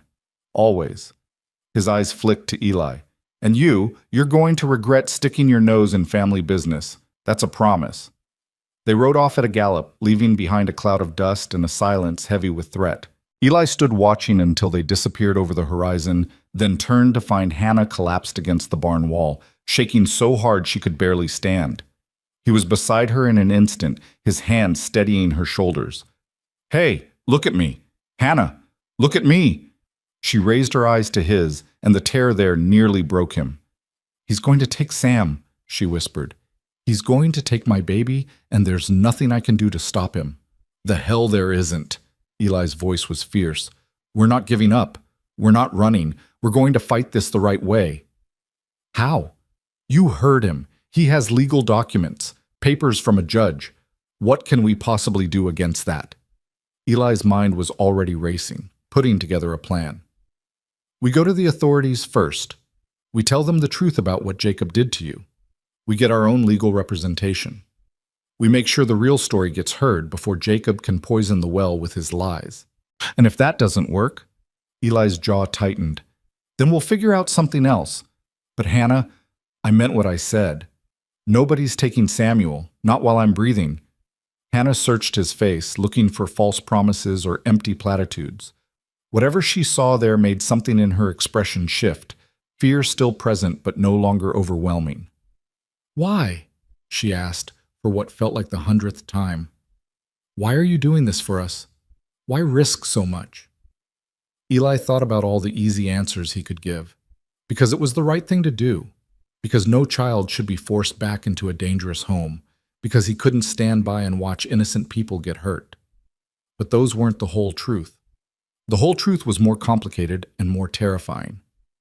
Because somewhere along the way, Eli said slowly, you and Sam stopped being strangers passing through. You became... He stopped, struggling to articulate what he barely understood himself. You became important. You became people I care about. And I protect what's mine. Hannah's breath caught. Yours? If you'll have me standing beside you. If you'll let me help. Eli's hands tightened on her shoulders. I'm not asking for anything in return, Hannah. I'm not trying to replace Jacob or trap you in another situation you can't escape. I'm offering whatever support I can give. Legal, financial, physical. Whatever it takes to keep you and Sam safe. Tears spilled down Hannah's cheeks, but she was smiling through them. I don't deserve you. That's not true. You deserve someone who sees your worth. You deserve safety and peace and a chance to build a life without fear. Eli's voice softened. And Samuel deserves a childhood where he doesn't have to hide, where he can laugh and play and be a kid without worrying about his father's mood. You really think we can win this? I think we have to try. And I think that standing together, we've got a better chance than if you were facing this alone. Hannah nodded, squaring her shoulders in a way that reminded Eli of the woman who'd begged him for help on that trail months ago. She'd been desperate then, but she'd also been fierce. Now that fierceness was coming back, tempered by weeks of rest and safety into something harder and more resilient. Okay, she said. We fight together. Together, Eli echoed. They stood there for a moment longer, drawing strength from each other, before heading inside to explain to Samuel why those bad men had come and what they were going to do about it. The boy listened with solemn eyes, his small hand gripping his mother's tightly. When Eli finished explaining, Samuel looked up at him with absolute trust. You won't let them take me, right? You won't let Papa hurt Mama anymore? Eli crouched down so he was at the boy's eye level. No, Sam, I won't. That's a promise. Samuel threw his arms around Eli's neck, hugging him with the fierce desperation of a child who'd found an anchor in a storm. Over the boy's shoulder, Eli met Hannah's eyes and saw his own determination reflected back at him. They would fight this. They would win. Because failure wasn't an option when it meant losing the family he'd somehow, against all odds, been given a second chance to have. That night, after Samuel had finally fallen asleep, after being checked on 3 times because he was afraid the bad men would come back, Eli and Hannah sat at the kitchen table making plans. They would ride into town first thing in the morning. They would find a lawyer, explain the situation, get ahead of whatever lies Jacob was spreading. They would gather testimony from people who'd seen Hannah's condition when she arrived. They would build a case. What if it's not enough? Hannah asked quietly, her hands wrapped around a cup of coffee that had long since gone cold. Then we'll figure out something else, Eli said. But even as he spoke, a cold weight settled in his gut. Because the truth was, the law often favored men like Jacob Reed, men with money and connections and the ability to make people believe their version of events. And women like Hannah, women who dared to leave, who dared to protect their children, often found themselves with no good options. But Eli wasn't about to let that happen. Not this time. not to Hannah and Samuel. Whatever it took, he'd find a way to keep them safe, even if it meant putting everything he had on the line. They left for town at dawn. The three of them bundled against the cold in the wagon Eli had loaded with blankets and supplies. Samuel sat between them, unusually quiet, his small hand gripping his mother's tightly. The boy had barely slept, startling awake every few hours, convinced the bad men were back. Each time, Hannah had held him close and whispered reassurances until he drifted off again, but the fear lingered in his eyes like a shadow. The ride to High Plains took 3 hours over roads still packed with snow. Hannah spent most of it staring straight ahead, her jaw set with determination even as her hands trembled in her lap. Eli wanted to reach over and take one of those hands, wanted to tell her everything would be all right, but he couldn't make promises he wasn't sure he could keep. High Plains wasn't much of a town, a main street with maybe 20 buildings, a general store, a saloon, a small hotel, and the courthouse that doubled as the sheriff's office. It was the kind of place where everyone knew everyone else's business, which meant Jacob's arrival hadn't gone unnoticed. As Eli pulled the wagon to a stop in front of the courthouse, he could feel eyes on them from every direction. "Stay close," he murmured to Hannah as he helped her down. "Don't let anyone separate you from Sam." She nodded, pulling the boy against her side. Samuel buried his face in her skirt, overwhelmed by the attention.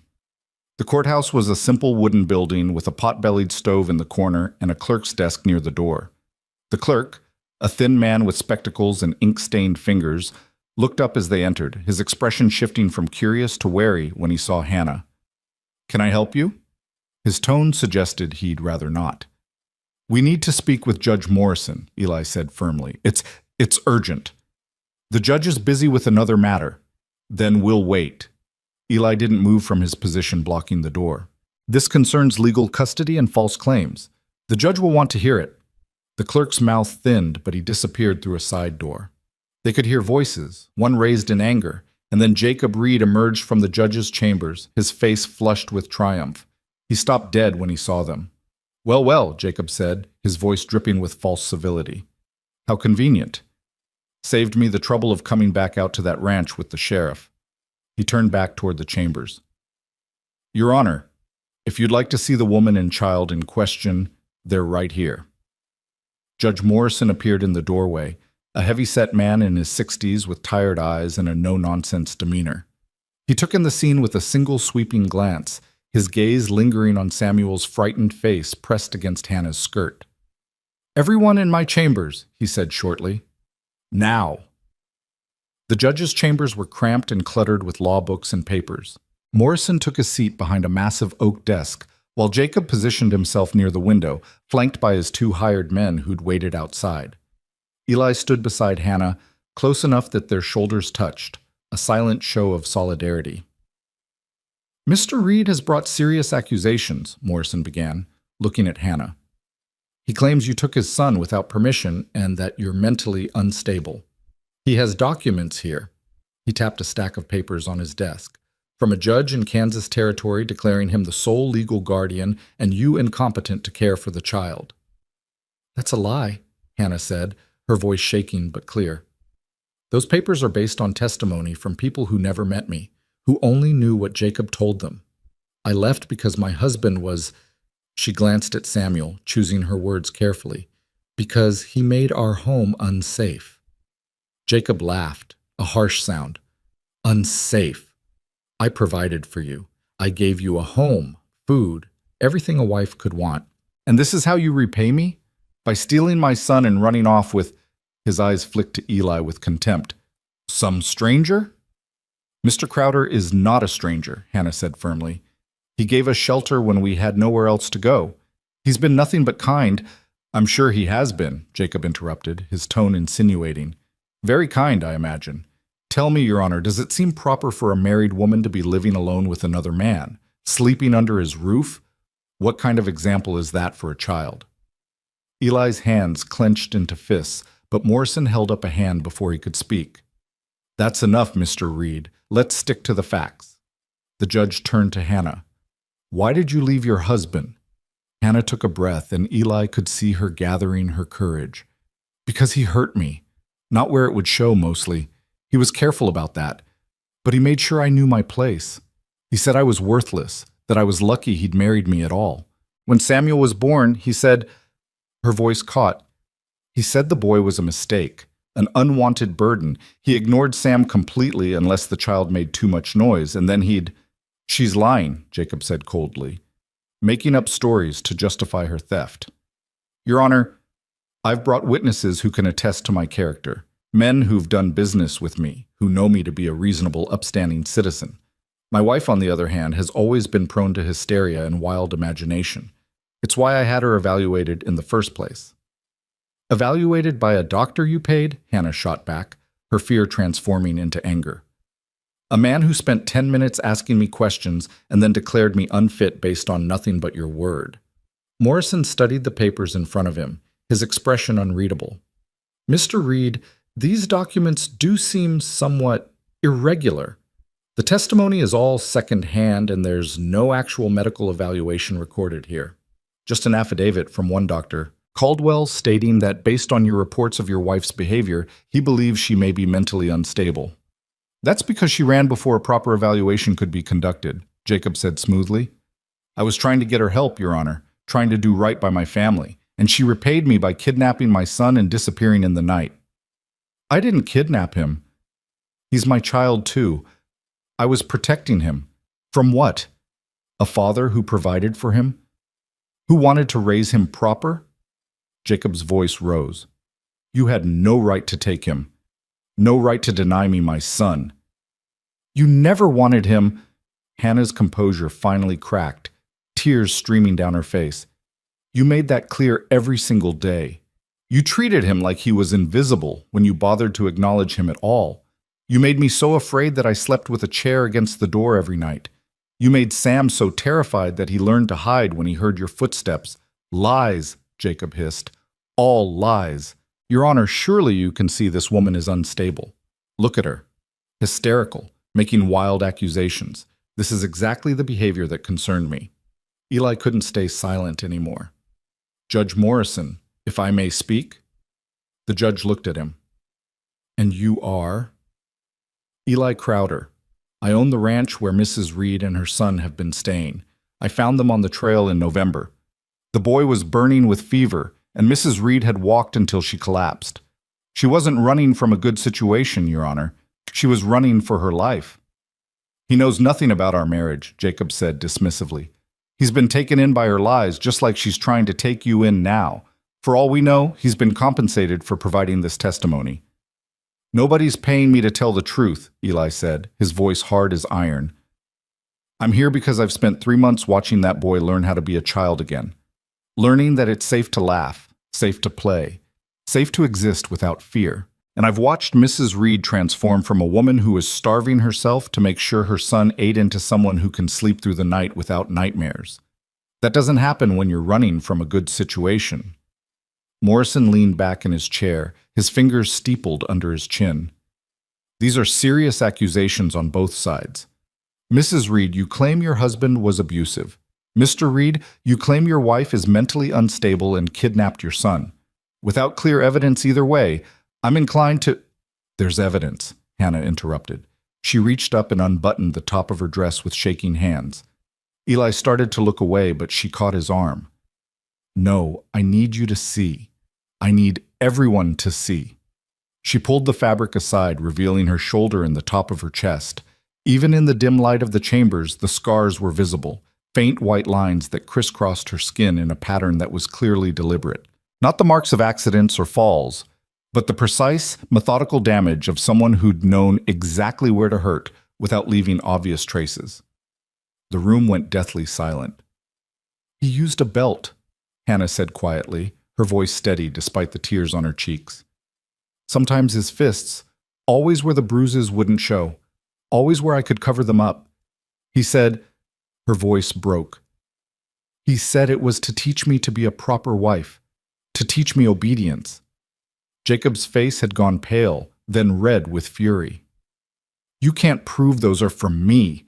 For all anyone knows, you did that to yourself to make me look bad. I have more, Hannah said, her hands moving to the buttons at her wrist. Do you want to see them all? Every mark, every scar. Should I tell the judge about the time you broke my ribs because dinner wasn't ready when you wanted it?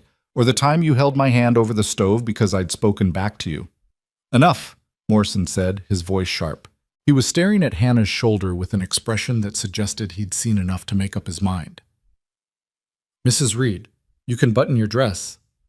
Hannah's hands trembled so badly she couldn't manage the buttons. Eli stepped in, his fingers gentle as he helped her, his jaw so tight he thought his teeth might crack. Behind them he could hear Jacob breathing hard, the sound of a man whose carefully constructed lies were falling apart. Morrison turned to Jacob, his expression cold. Mr. Reed, these documents from Kansas Territory hold no weight in Wyoming. And even if they did, what I'm seeing here suggests that any evaluation of Mrs. Reed's mental state was influenced by your own account of events that appear to have been grossly misrepresented. Your Honor, you can't possibly believe her over me. I'm a respected businessman. She's just a hysterical woman, a woman with scars that tell a very different story than yours. Morrison's voice was sharp enough to cut. I've been a judge for 20 years, Mr. Reed. I've seen enough abused women to recognize the signs. And I've seen enough men like you, men who think their wives are property to be disciplined, to know when I'm being lied to. Jacob's face twisted with rage. You're taking her word over mine? Over legal documents? I'm taking evidence over falsified paperwork. There's a difference. Morrison pulled out a fresh sheet of paper and began writing. I'm issuing a temporary ruling granting Mrs. Reed full custody of the child. Furthermore, I'm issuing a restraining order preventing you from approaching Mrs. Reed or her son. If you violate either of these orders, you'll be arrested. This is outrageous. She's my wife. That's my son. That boy, Morrison interrupted, his voice cutting through Jacob's protests, is a human being, not property. And your wife is also a human being who has the right to live without fear of violence. My ruling stands. Jacob stood there, fury and disbelief warring on his face. For a moment, Eli thought the man might lunge across the desk at the judge. His hired men shifted closer, hands moving toward their guns, and Eli's hand dropped to his own weapon. But Morrison had already pulled open his desk drawer, revealing his own pistol lying ready. Don't even think about it, the judge said calmly. I may be old, but I can still shoot straight. Now you and your men are going to leave my office, leave this town, and leave Mrs. Reed alone. If I hear you violated this order, I'll have you arrested and tried for assault. Are we clear? Jacob's hands were shaking with barely contained rage.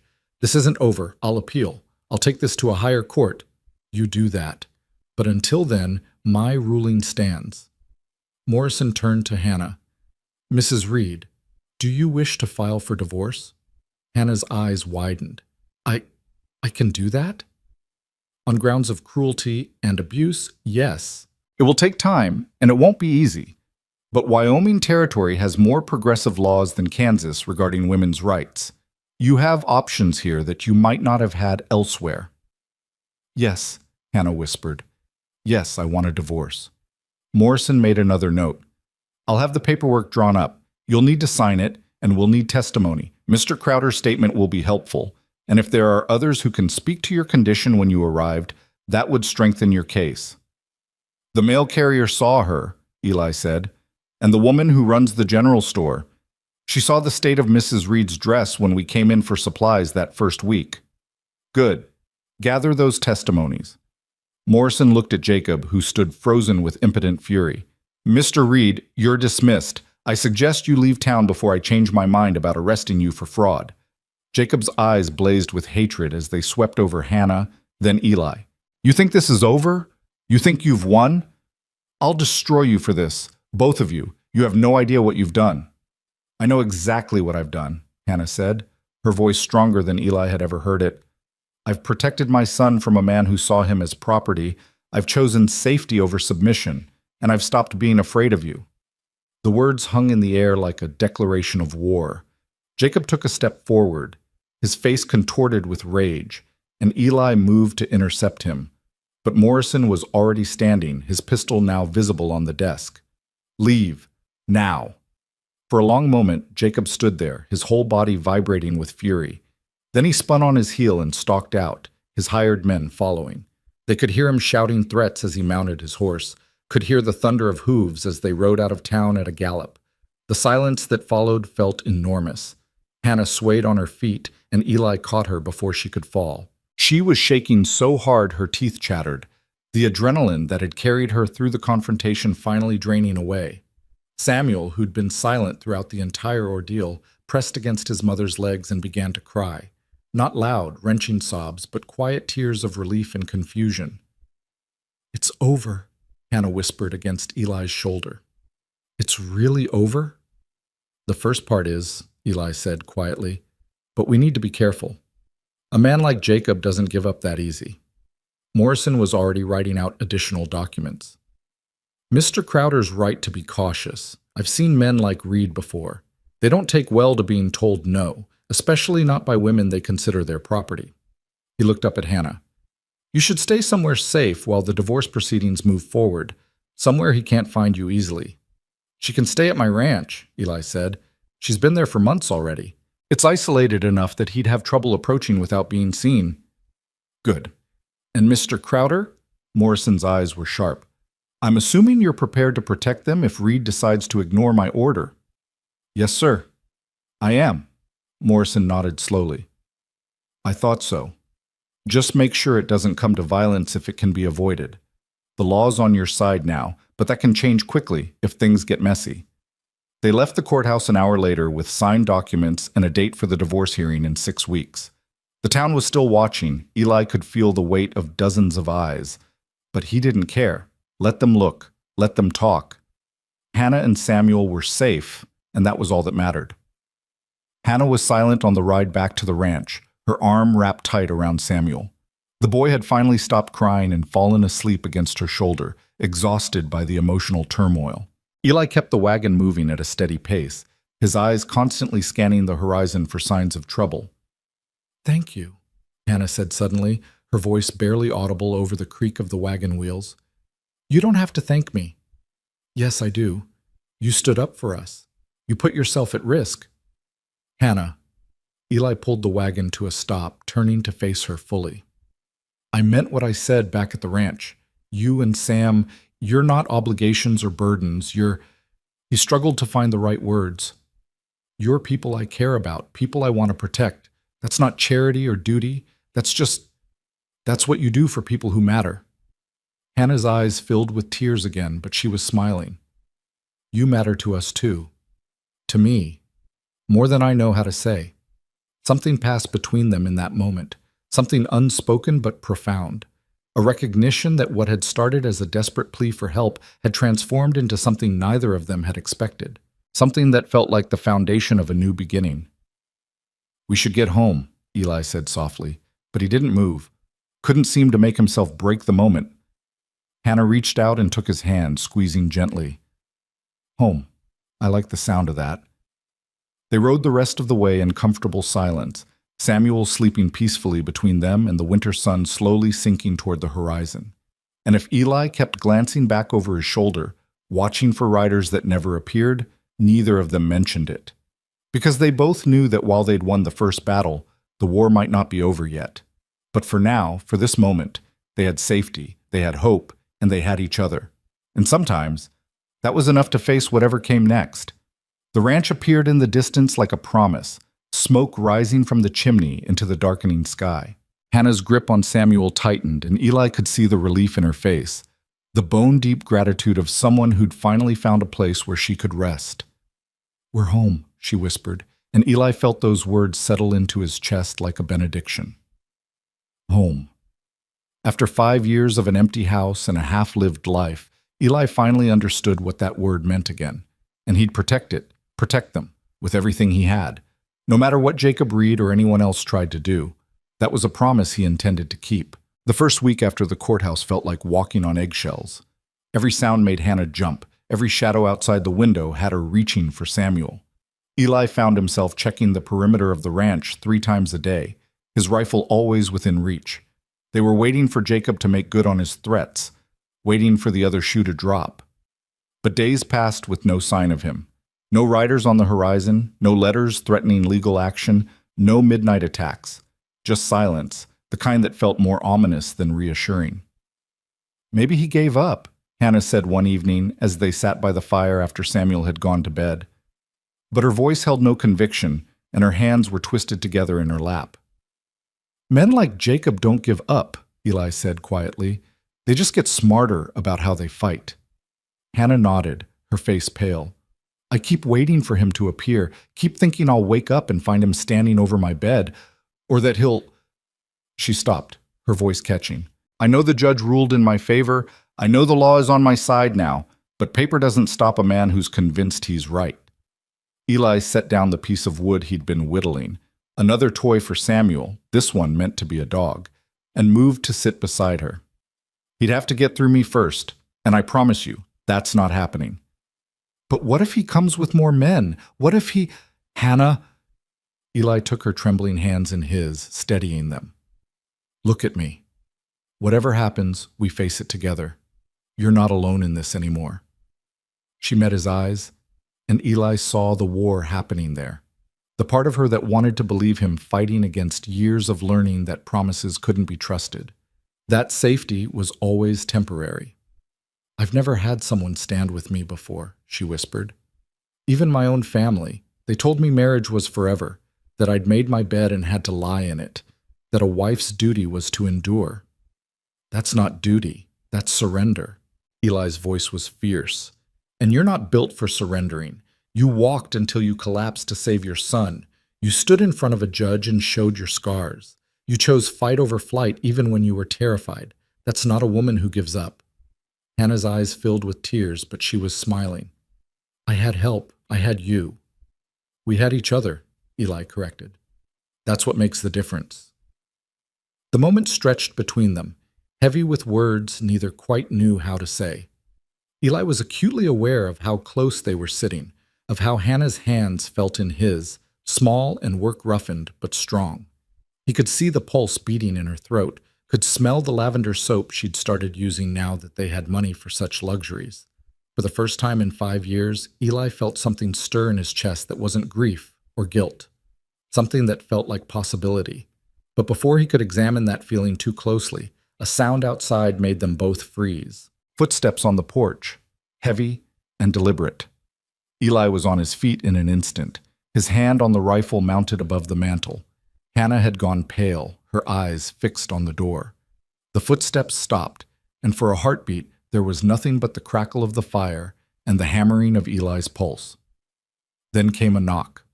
Not the aggressive pounding Eli had expected, but a measured, almost hesitant sound. "Mr. Crowder?" A voice called through the door. "It's Sheriff Coleman from town. I need to speak with you." Eli and Hannah exchanged glances. The sheriff. That could mean a dozen things, none of them good. Eli kept the rifle in his hands as he opened the door. Sheriff Coleman was a barrel-chested man in his 50s with a weathered face and eyes that had seen too much. He stood on the porch alone, his hands visible and empty, his expression carefully neutral. "Evening, Sheriff," Eli said, not lowering the gun. "What brings you out here?" "Can I come in? This isn't a conversation for the porch." Eli stepped aside, letting Coleman enter. The sheriff's eyes swept the room, taking in Hannah's frightened face and the protective way Eli positioned himself between her and the door. "Mrs. Reed," Coleman nodded to her. "I'm not here to cause trouble. Just need to share some information." "What kind of information?" Eli asked, his voice hard. Coleman sighed, removing his hat. "It's about Jacob Reed. He's dead." The words hit like a physical blow.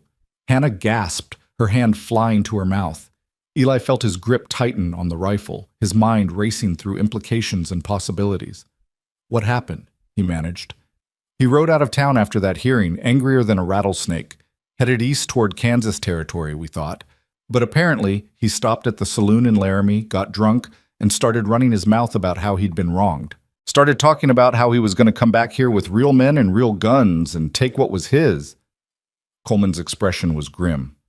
"Man named Patterson was in that saloon. Lost his own daughter to her husband's fists a few years back. Couldn't save her. I guess hearing Reed talk that way about his own wife and child, it didn't sit well." "Patterson killed him?" Hannah's voice was barely a whisper. "Drew on him in the street. Reed was drunk and slow. Patterson wasn't." Coleman looked at Hannah with something that might have been sympathy. "I know this is a shock, ma'am, but I thought you should hear it from me rather than through gossip. Reed died instantly, didn't suffer. Hannah sank into the chair, her face blank with shock. Eli set the rifle aside and moved to her side, his hand on her shoulder. She looked up at him with eyes that held a dozen emotions: relief, guilt, disbelief, and underneath it all, the first stirrings of something that might eventually become freedom. "There's more," Coleman continued. Patterson turned himself in, gave his statement. When word got around about what Reed had said, about how he'd planned to violate the judge's order and take you by force, well, let's just say there wasn't much appetite for prosecution. Judge Morrison ruled it self-defense. Patterson's been released. Self-defense? Eli frowned. Reed was unarmed and drunk. Reed made threats against a woman and child under court protection. Patterson acted to prevent a crime. That's how the judge saw it, and that's how the law's going to see it. Coleman's eyes met Eli's, and something passed between them, an understanding that justice didn't always look like the law books said it should. "Mrs. Reed, you're a widow now, you're free, and your son is safe." The words seemed to echo in the silent room. Free, safe. Concepts that had seemed impossible just hours ago, now offered up as simple fact. "What about his family?" Hannah asked suddenly. "Jacob's people back in Kansas. Will they come for Sam?" Reed's father died years ago, and his mother remarried and moved west. No siblings. The land he claimed was all debt. "Nobody's coming for your boy, Mrs. Reed. Nobody has any claim to him but you." Hannah made a sound that was half laugh, half sob. Her hands were shaking as she covered her face, and Eli could see her shoulders heaving with the weight of relief and shock and emotions she didn't know how to process. Coleman shifted uncomfortably. "I'll leave you folks to process this. But Mrs. Reed, you'll need to come by the courthouse sometime this week to sign some papers. Formalize things legally. And if you need anything, she'll be fine," Eli said firmly. "We'll take care of everything. Thank you for riding out to tell us, Sheriff." Coleman nodded and showed himself out, closing the door quietly behind him. Eli stood there for a moment, his hand still on Hannah's shoulder, trying to wrap his mind around what had just happened. Jacob Reed was dead. The threat was gone. Hannah and Samuel were free. Just like that, everything had changed. Hannah was still crying silently, her whole body shaking. Eli knelt beside her chair, his hands gentle on her arms. "Hannah, look at me." She raised her head, tears streaming down her face. "He's gone. He's really gone. I'm free." "You're free," Eli confirmed, his voice rough with emotion. I don't know how to feel. I should be happy, shouldn't I? I should be celebrating that he can't hurt us anymore. But I just feel," she gestured helplessly, "empty. Like I've been holding my breath for so long that I've forgotten how to breathe normally." "It's going to take time," Eli said quietly. "You've been afraid for so long your body doesn't know how to stop. But you will. You'll learn what it feels like to live without fear. You and Sam, both." Hannah reached out and cupped Eli's face with one trembling hand. "Because of you. You gave us that. You gave us a place to heal. I just gave you shelter. You did the rest. You fought for your son. You stood up to Jacob. You survived." "We survived," Hannah corrected, echoing his words from weeks ago. "Together." They stayed like that for a long moment, kneeling together by the fire, processing the impossible reality of their new situation. Eventually, Hannah wiped her eyes and took a shaky breath. "I should check on Sam, make sure he's still sleeping through all this." She slipped away to the bedroom, and Eli heard her soft voice murmuring to the boy, reassuring him that everything was all right. He stood and walked to the window, staring out at the dark landscape. Somewhere out there, a man was dead because he'd threatened Hannah and Samuel. Somewhere out there, justice had been served in the most final way possible. Eli waited for guilt to come, for some moral reckoning about being grateful for another man's death. But all he felt was relief, bone-deep, overwhelming relief that the threat was gone and the people under his protection were safe. When Hannah returned, her face was calmer, more composed.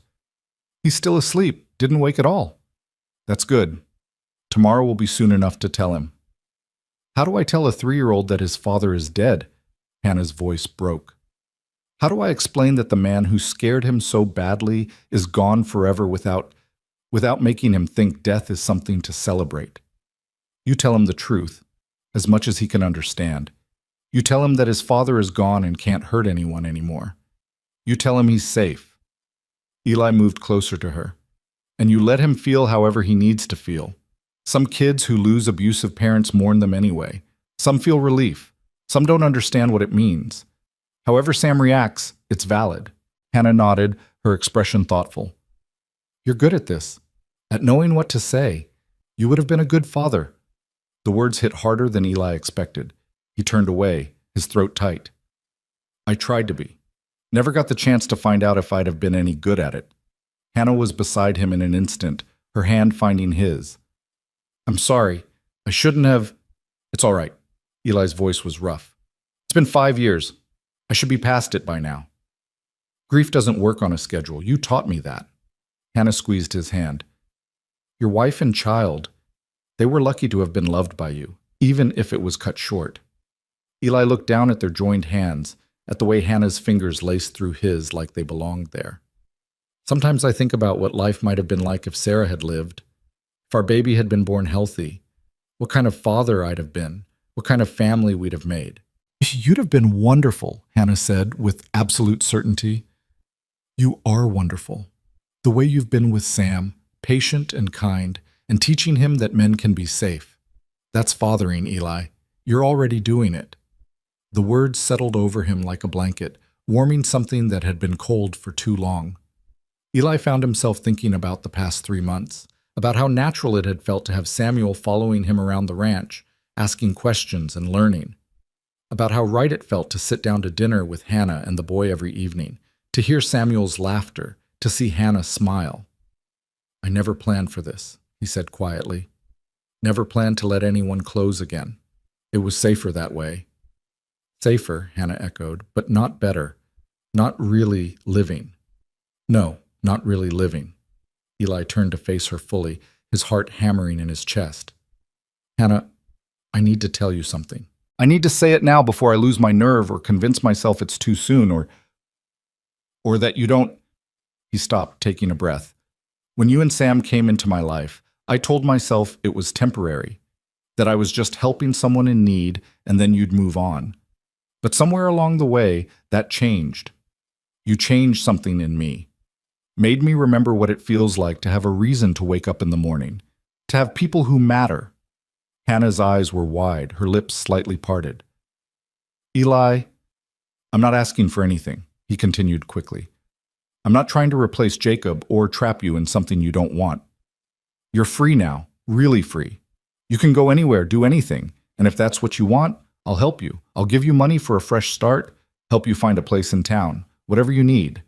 But if, his voice caught, if there's any part of you that wants to stay, not because you have to, but because you want to, then I'm asking you to consider it. Consider staying here, with me, not as a guest or someone I'm helping, but as my family. The silence that followed felt endless. Hannah stood there, tears streaming down her face again, but she was smiling through them. The kind of smile that transformed her entire face into something luminous. You think I don't know that already? She whispered. You think I haven't been lying awake every night for weeks, trying to figure out how to tell you that I don't want to leave? That the idea of taking Sam and going somewhere else feels like cutting off a limb? Eli's breath caught. Hannah, I love you, she said, the words tumbling out like they'd been held back too long. I don't know when it happened. Maybe that first night when you gave us shelter without asking questions. Maybe when you stood up to Jacob in the courthouse. Maybe every moment in between. But I love you, Eli Crowder, not because you saved us, but because you showed us what it means to be chosen, to be valued, to be... Her voice broke. To be loved without conditions or fear. Eli closed the distance between them in one step, pulling her into his arms. She came willingly, her body fitting against his like it had been made to be there. He could feel her trembling, could feel his own heart racing against her cheek. I love you too, he said into her hair. Both of you, you and Sam, you've become my family, and I don't want to lose that. I don't want to lose you. Hannah pulled back just enough to look up at him, her eyes shining. Then you won't. We're not going anywhere. This is home. You're home. Eli cupped her face in his hands, his thumbs brushing away her tears. Are you sure? You're free now, Hannah. Really free. You could go anywhere, start fresh. I am starting fresh, right here, with you. Her smile was radiant. I spent so many years being afraid, being controlled, being told I was worthless. And then I found you, and you showed me what I could be. What Sam could be. You gave us space to heal, to grow, to become whole again. Why would I leave that? Because staying means tying yourself to a man again. Means risking you're not Jacob, Hannah interrupted firmly. You've never been Jacob. You've never made me feel small or afraid or worthless. You've made me feel seen, valued, safe. That's not something I want to walk away from.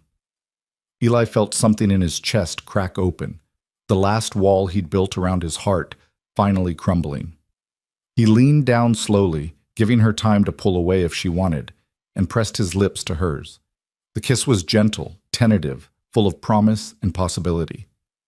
Hannah's hands came up to grip his shoulders, anchoring herself to him as the kiss deepened. When they finally pulled apart, both breathing hard, Eli rested his forehead against hers. Marry me, he said, not right away. Not until you've had time to be free, to be just Hannah without anyone's claim on you. But eventually, when you're ready, marry me. Make this official. Make us a real family. Hannah laughed, the sound bright with joy. We're already a real family, Eli. But yes, I'll marry you. When I'm ready, when the divorce is final, and I've had time to just be me. Yes. They stood there in the firelight, holding each other, and Eli felt something he hadn't felt in 5 years. He felt whole. He felt complete. He felt like he'd finally come home. A small voice from the hallway made them both turn.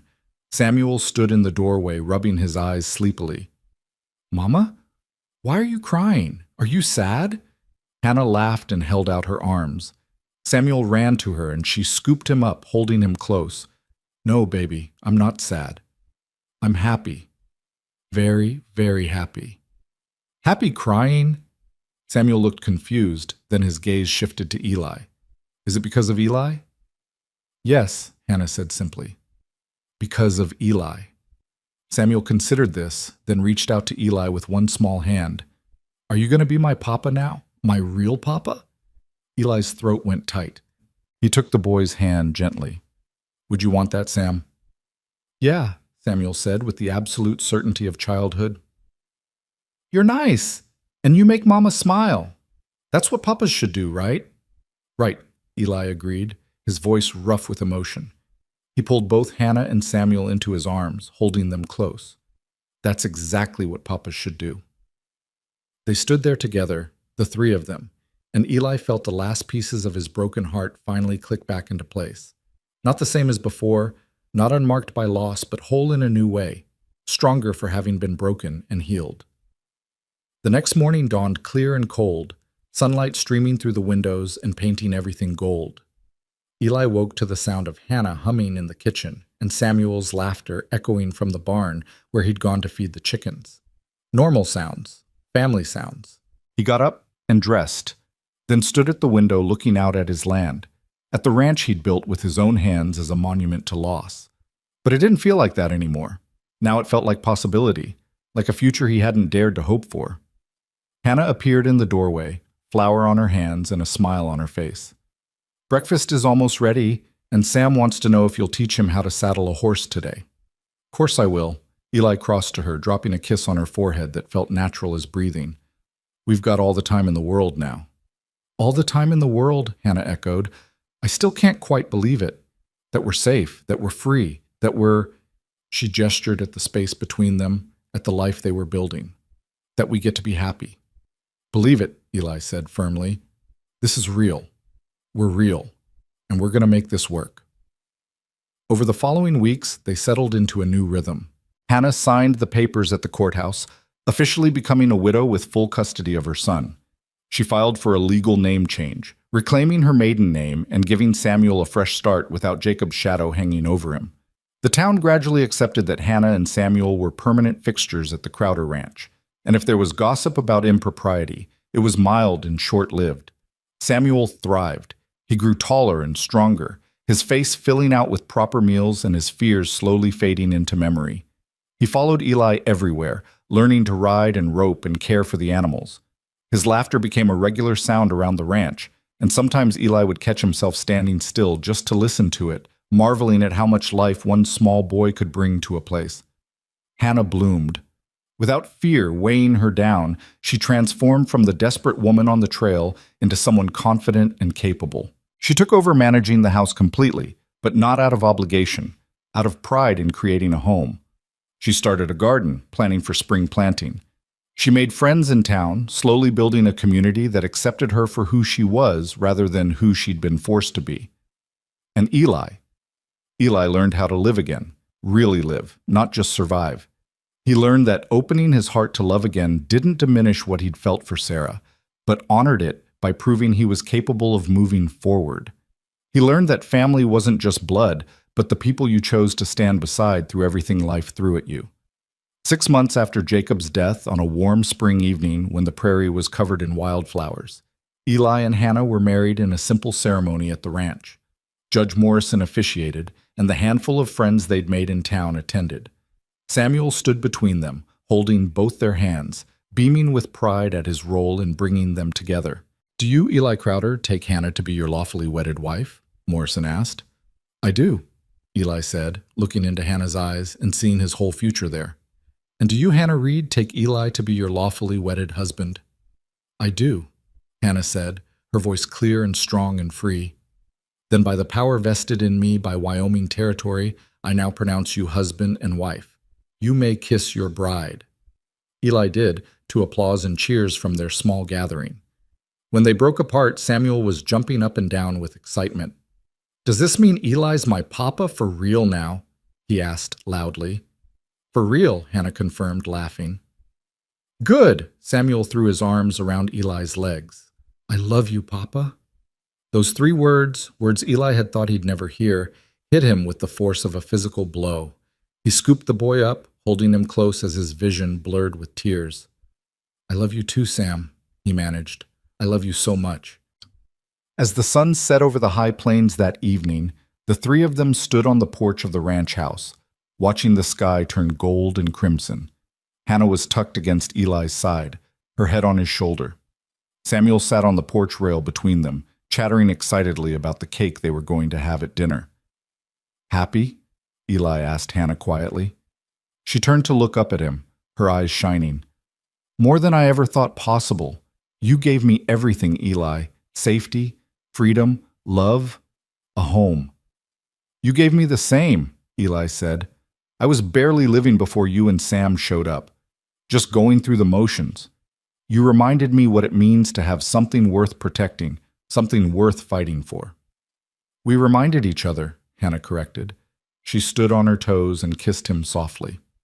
"Thank you for seeing me that night on the trail. Thank you for stopping instead of riding past. Thank you for being brave enough to ask for help. Thank you for trusting me when you had no reason to." Samuel made a face. "Are you two going to be mushy all the time now that you're married?" They both laughed. "Probably," Eli admitted, ruffling the boy's hair. "Gross," Samuel said, but he was grinning. He looked out at the prairie, then back at his parents. "Can we stay here forever? I don't want to leave ever again." "We're not going anywhere," Hannah assured him. "This is our home now, all 3 of us." "Promise?" Eli and Hannah exchanged glances, then looked at their son with matching expressions of love and certainty. "Promise," they said together. As night fell over the ranch, Eli stood with his family around him and felt peace settle into his bones. The house that had been empty for so long was full of life now. The land that had felt like a refuge from the world had become a foundation for building something new. They'd all been broken in different ways. They'd all survived things they shouldn't have had to survive. But somehow, impossibly, they'd found each other. And in finding each other, they'd found a way to be whole again. Hannah had arrived on that frozen trail begging for someone to feed her child, insisting she didn't need anything for herself. But Eli had seen through that desperate plea to the truth underneath. She'd needed everything. Safety, shelter, kindness, and most importantly, someone who saw her worth and chose to stand beside her. And Eli, who'd convinced himself he was better off alone, had needed them just as desperately. Needed to be reminded what it felt like to have a purpose. Needed to learn that loving again wasn't a betrayal of the past, but an honoring of it. They hadn't saved each other. They'd chosen each other. And that made all the difference. As they headed inside for their wedding celebration, just the three of them and a few close friends, exactly as they wanted, Eli took one last look at the land spreading out under the stars. This ranch had been his sanctuary once, his hiding place, his way of shutting out the world and all its pain. But now it was something better. It was a home, a place where a desperate mother and her sick child had found safety, a place where a broken man had learned to love again, a place where three people who'd been lost had finally found where they belonged. And as laughter spilled out from the house into the night air, mixing with music and the sounds of celebration, Eli smiled and closed the door behind him. This was what healing looked like. This was what starting over meant. This was what happened when you opened your heart to possibility, even when everything in your past told you it was safer to stay closed. It was messy and imperfect and nothing like what any of them had planned. It was absolutely everything they needed. And it was theirs, built on trust and courage, and the simple, profound truth that sometimes the family you choose is the one that saves you in all the ways that matter.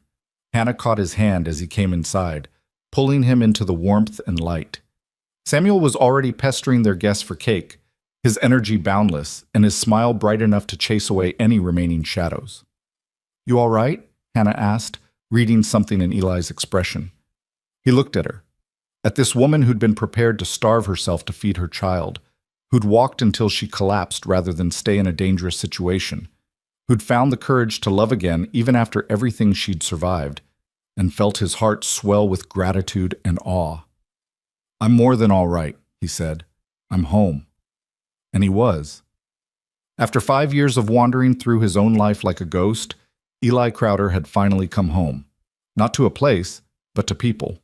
To the family that had arrived, broken on his doorstep, and somehow made him whole again in the process of healing themselves. It wasn't the life he'd planned. It wasn't the family he'd expected. But it was his. And it was real. And it was more than he'd ever dared to hope for. That was more than enough. That was everything.